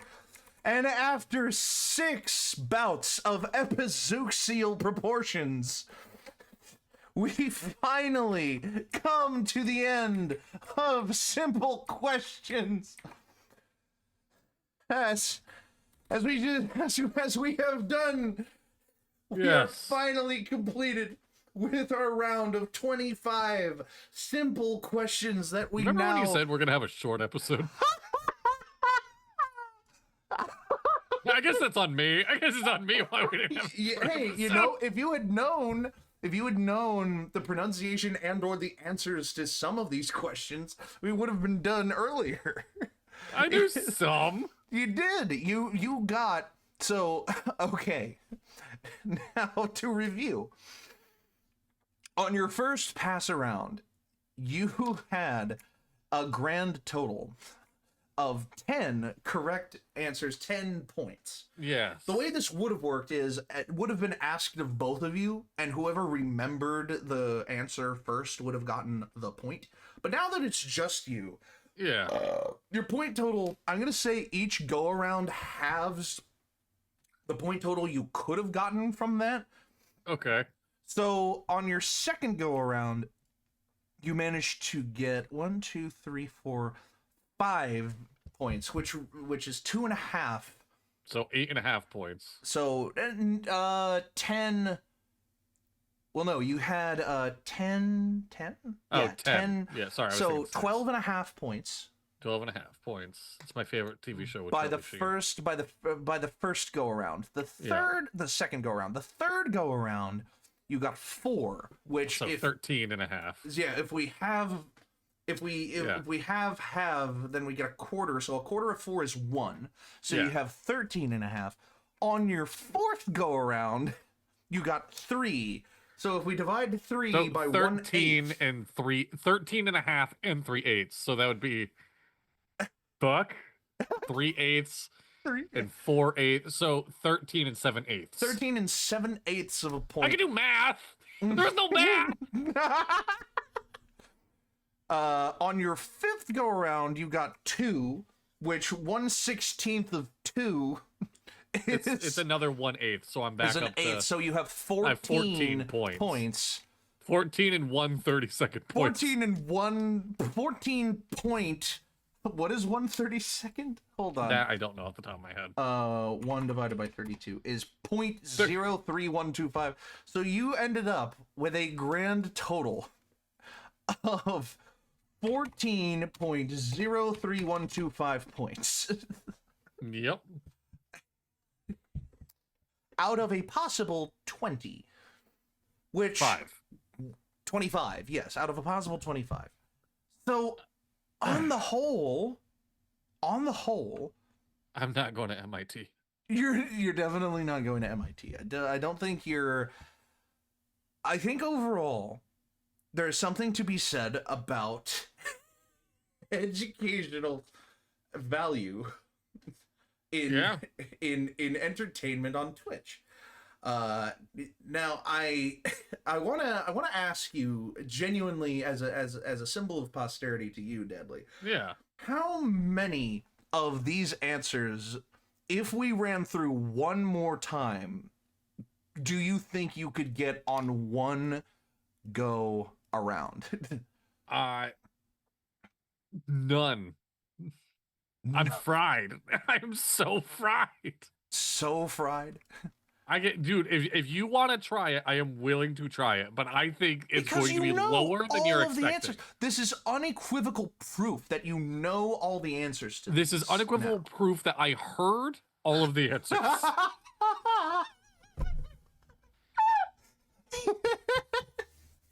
So, I'll just you Yeah, we'll either speed give round me it. We'll you speed either round it, give yeah. me the answer or no, Yeah.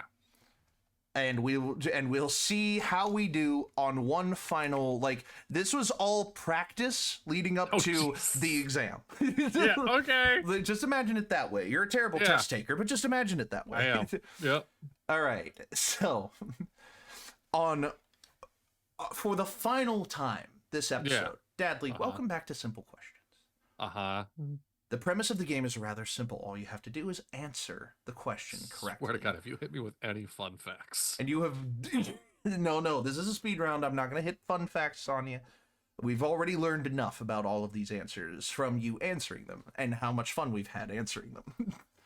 But if you can improve upon your initial score of 10, if you can improve by any amount, then I will give you a reward.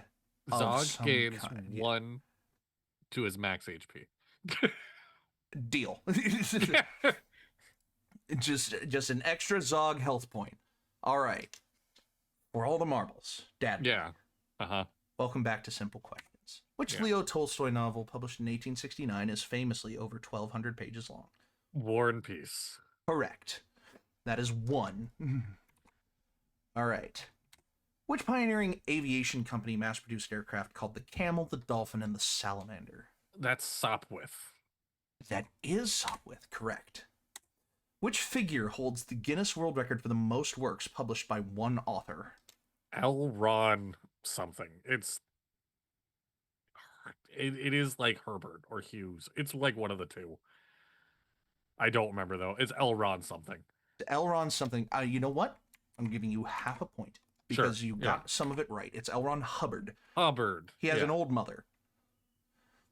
What? Old Mother Hubbard? No idea. No, you've never heard Old Mother Hubbard? Nope. Which constitutional amendment enacted prohibition, the restriction of sale of alcohol and other narcotics in the United States? Dude, I'm gonna mix 16 and 18 up for this for the rest of my life, but I think it's 18. It is 18. 18? Okay. Well done. In Hamlet, which of Hamlet's soliloquies contains the famous "to be or not to be" quote? It is his 4th soliloquy. Well done. Here we go. Which historic 1314 battle marked the beginning of the end of the First War of Scottish Independence from Britain?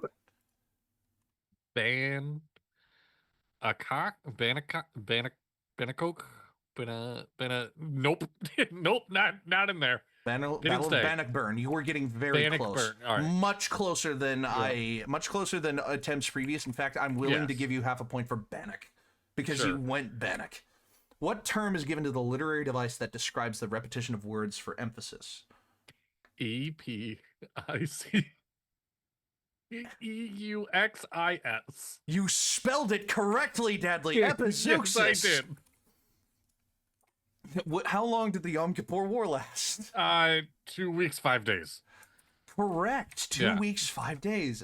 What is the headquarters for the IFLA, the International Federation of Libraries? Hague in Netherlands. I don't remember the first part. Koninklijke Bibliotheek in The Hague in the Netherlands. Yes.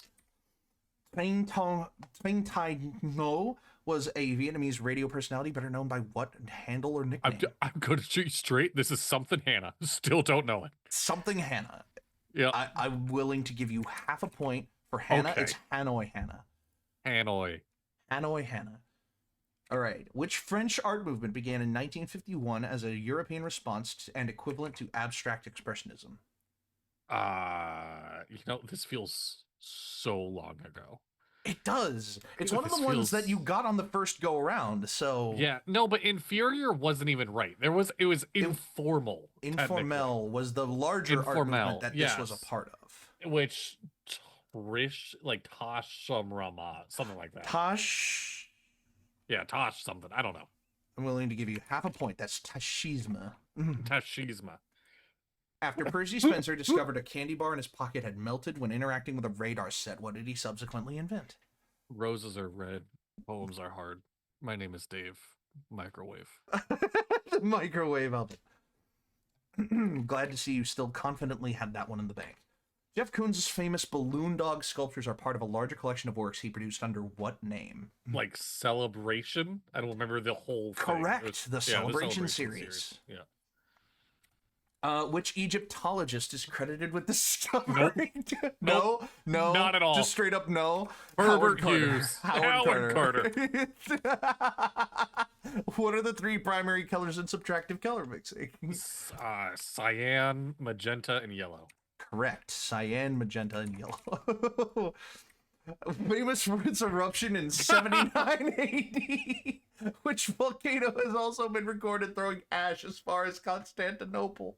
Dippy, this was the last question I needed to remember, which means I knew I didn't need it the second I said it. Vesuzva. It's already gone. It's already gone. It's already gone. It's Mount Vesuvius. Vesuvius.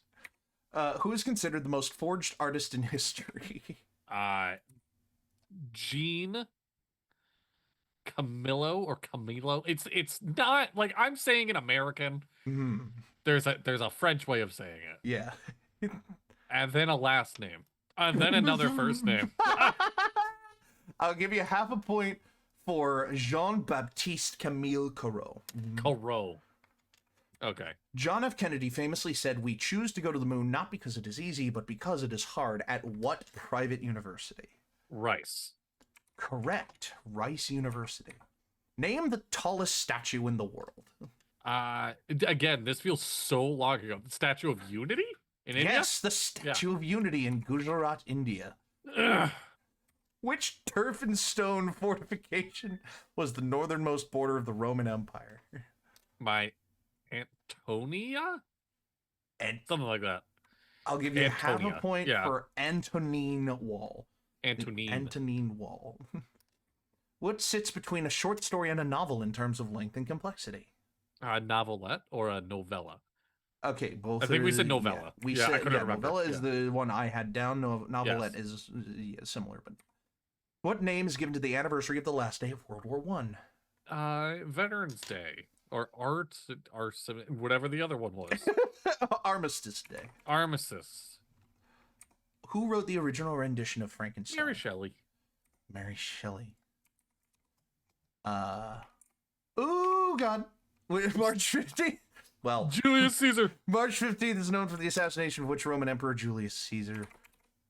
And who made their first appearances on ANIpod as antagonists in several one-shots and side stories? Wait, I don't know. I don't remember this. Pass. No, we got our stealthy chaos. It's stealthy. Dadley,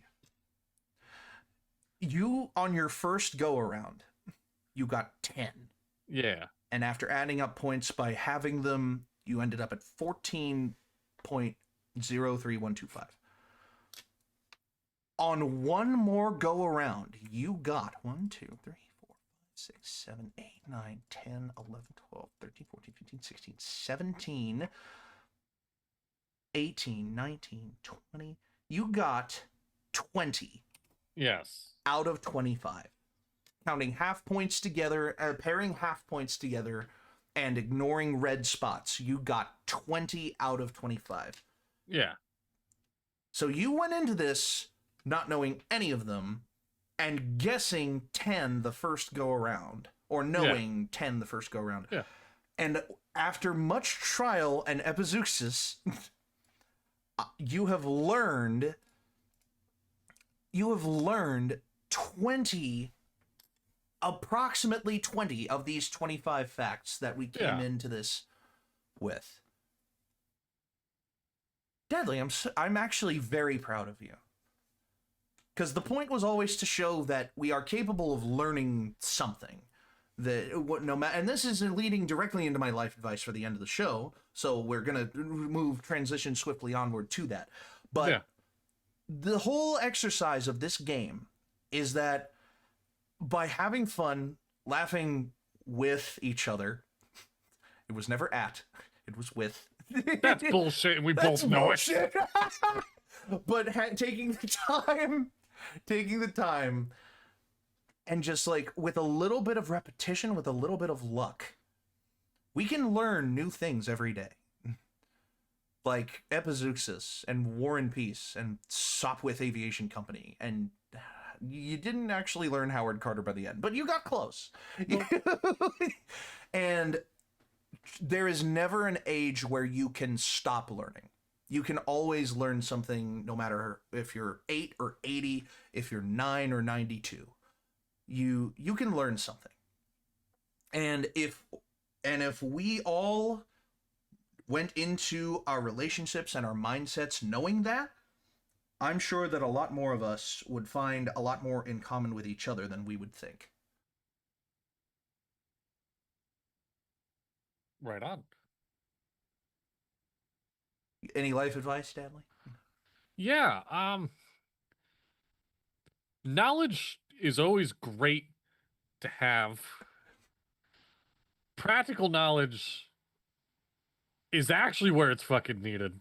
Yeah. Tax season is coming up, and the IRS has the forms for free. You can stop paying TurboTax.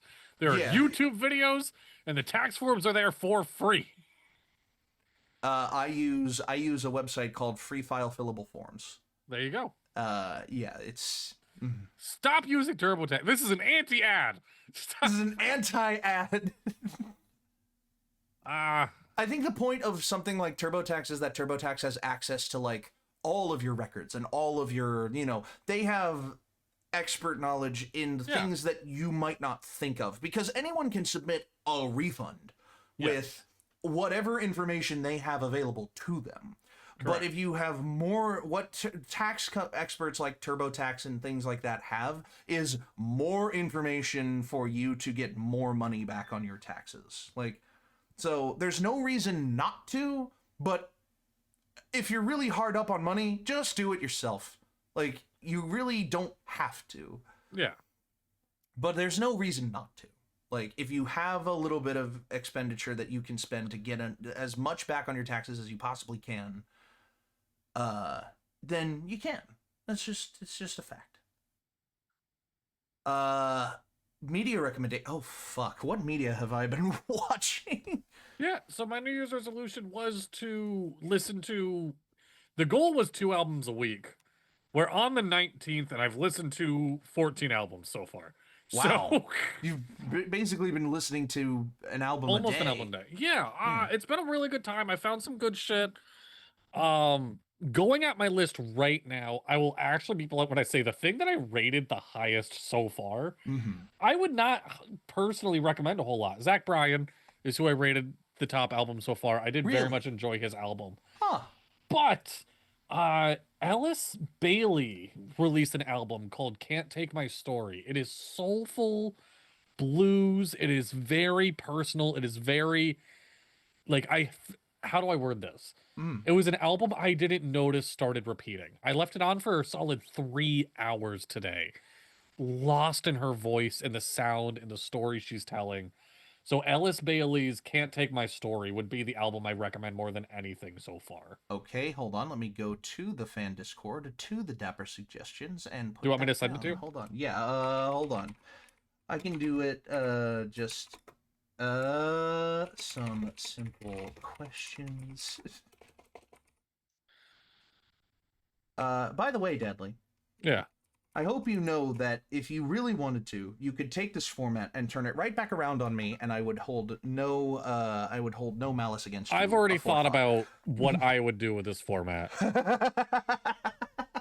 I'm glad to hear that. Okay, so what is it? The Ellis I just sent Bailey... it to you on Discord. Yeah, okay. Ellis Bailey, Can't Take My Story. Gotcha. Amazing blues album. It's around like 45 minutes, which is like where I like my albums to sit. 45 to an hour, I think, is the perfect album length. Doing all these albums, I've been getting so pissed about people being like, we dropped a new album and it's 4 songs. I'm like, that's an EP, you motherfucker. Oh. Right. What do you got? So, I believe, last week I recommended the movie Pig.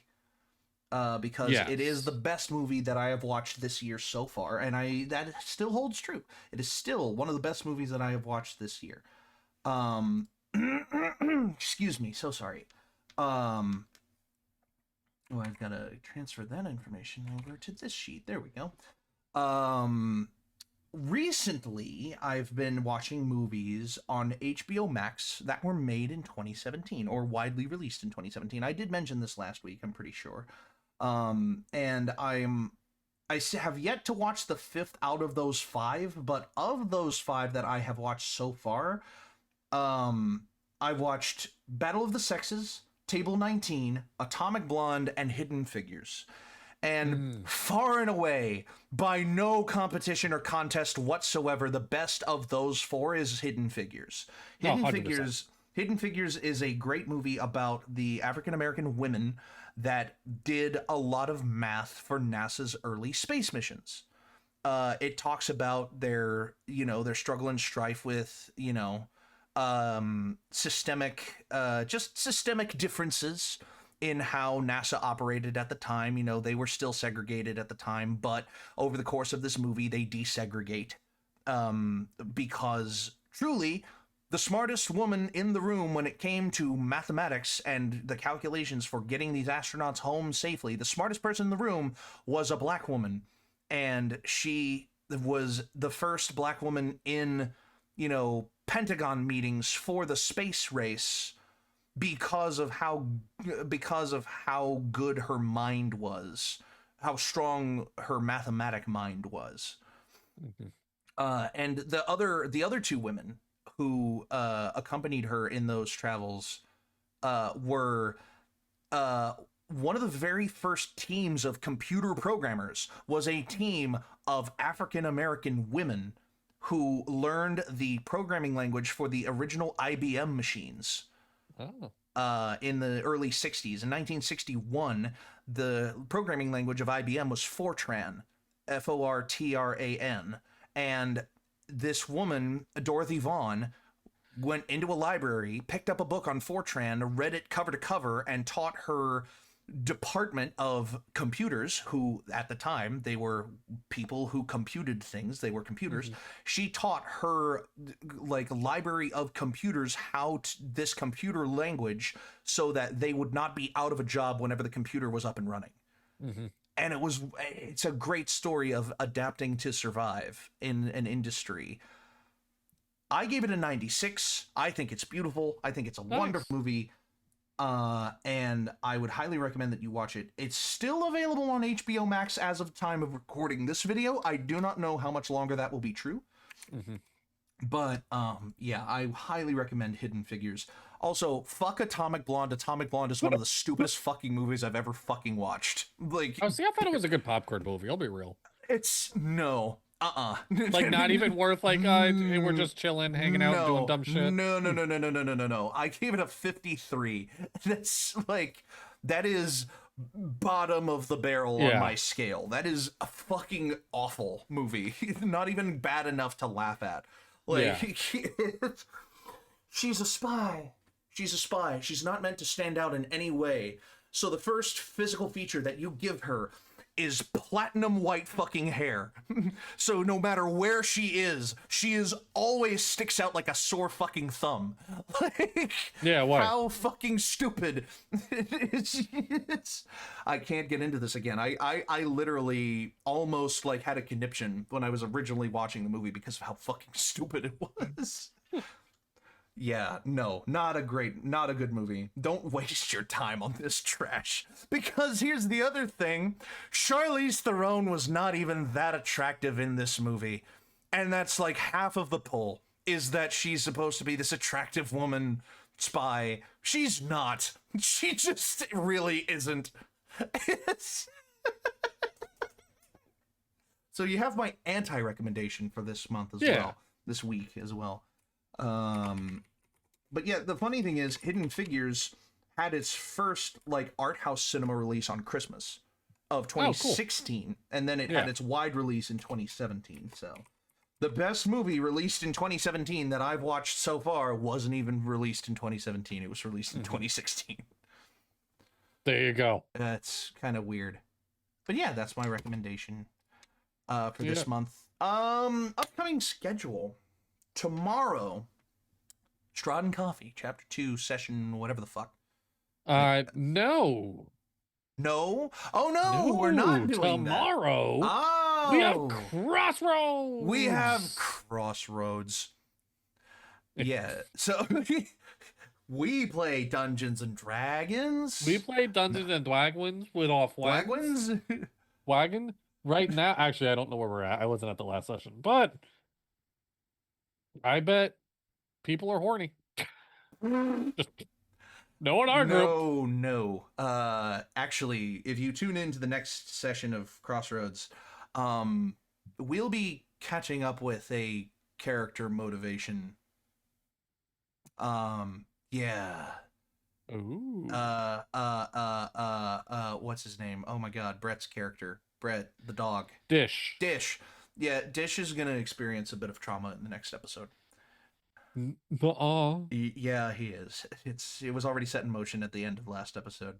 Oh, great. But tune in for that. And then Thursday.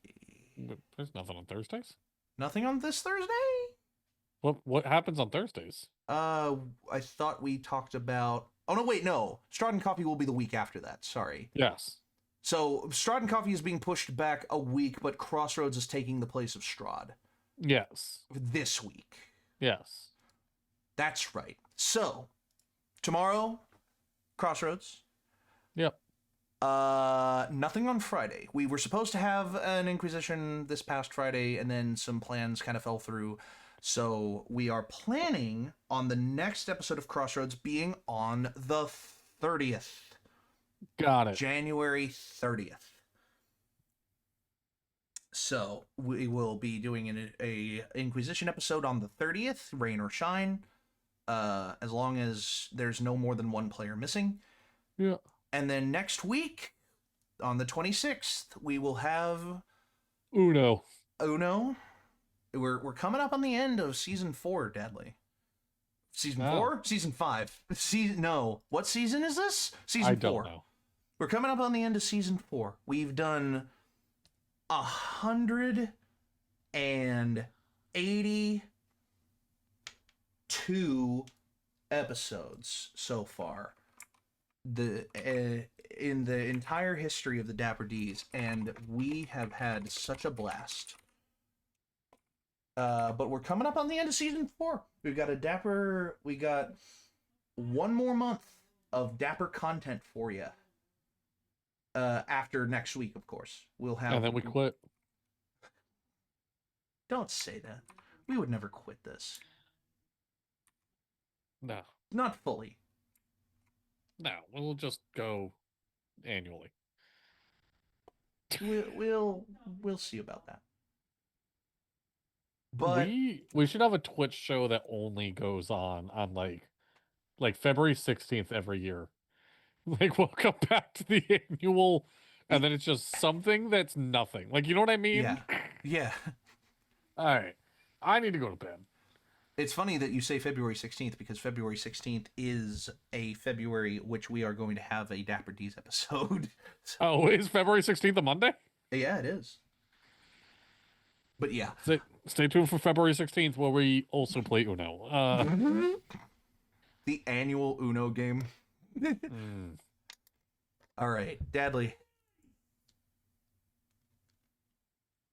I don't know what he's doing, but Blink twice if you're in danger. Okay, it's only once. He's fine. Exactly. All right, So, you have a good night, Dippy. Yes, Dadley. We do still have to sign off for our lovely audience. Nah. So tune in for the. Do you mind? So, thank you so much for watching. Tune in next week for another fun episode of the Dapper D's, when we will all be here. We will all be ready for another episode for you. But until then, I've been Dippy. I've been Dadley. And until next time, your adventure matters. Stay dapper. And roll your initiative. Bye-bye. Why? Bye. He says, I do mind in the chat. What are you fucking screaming for then?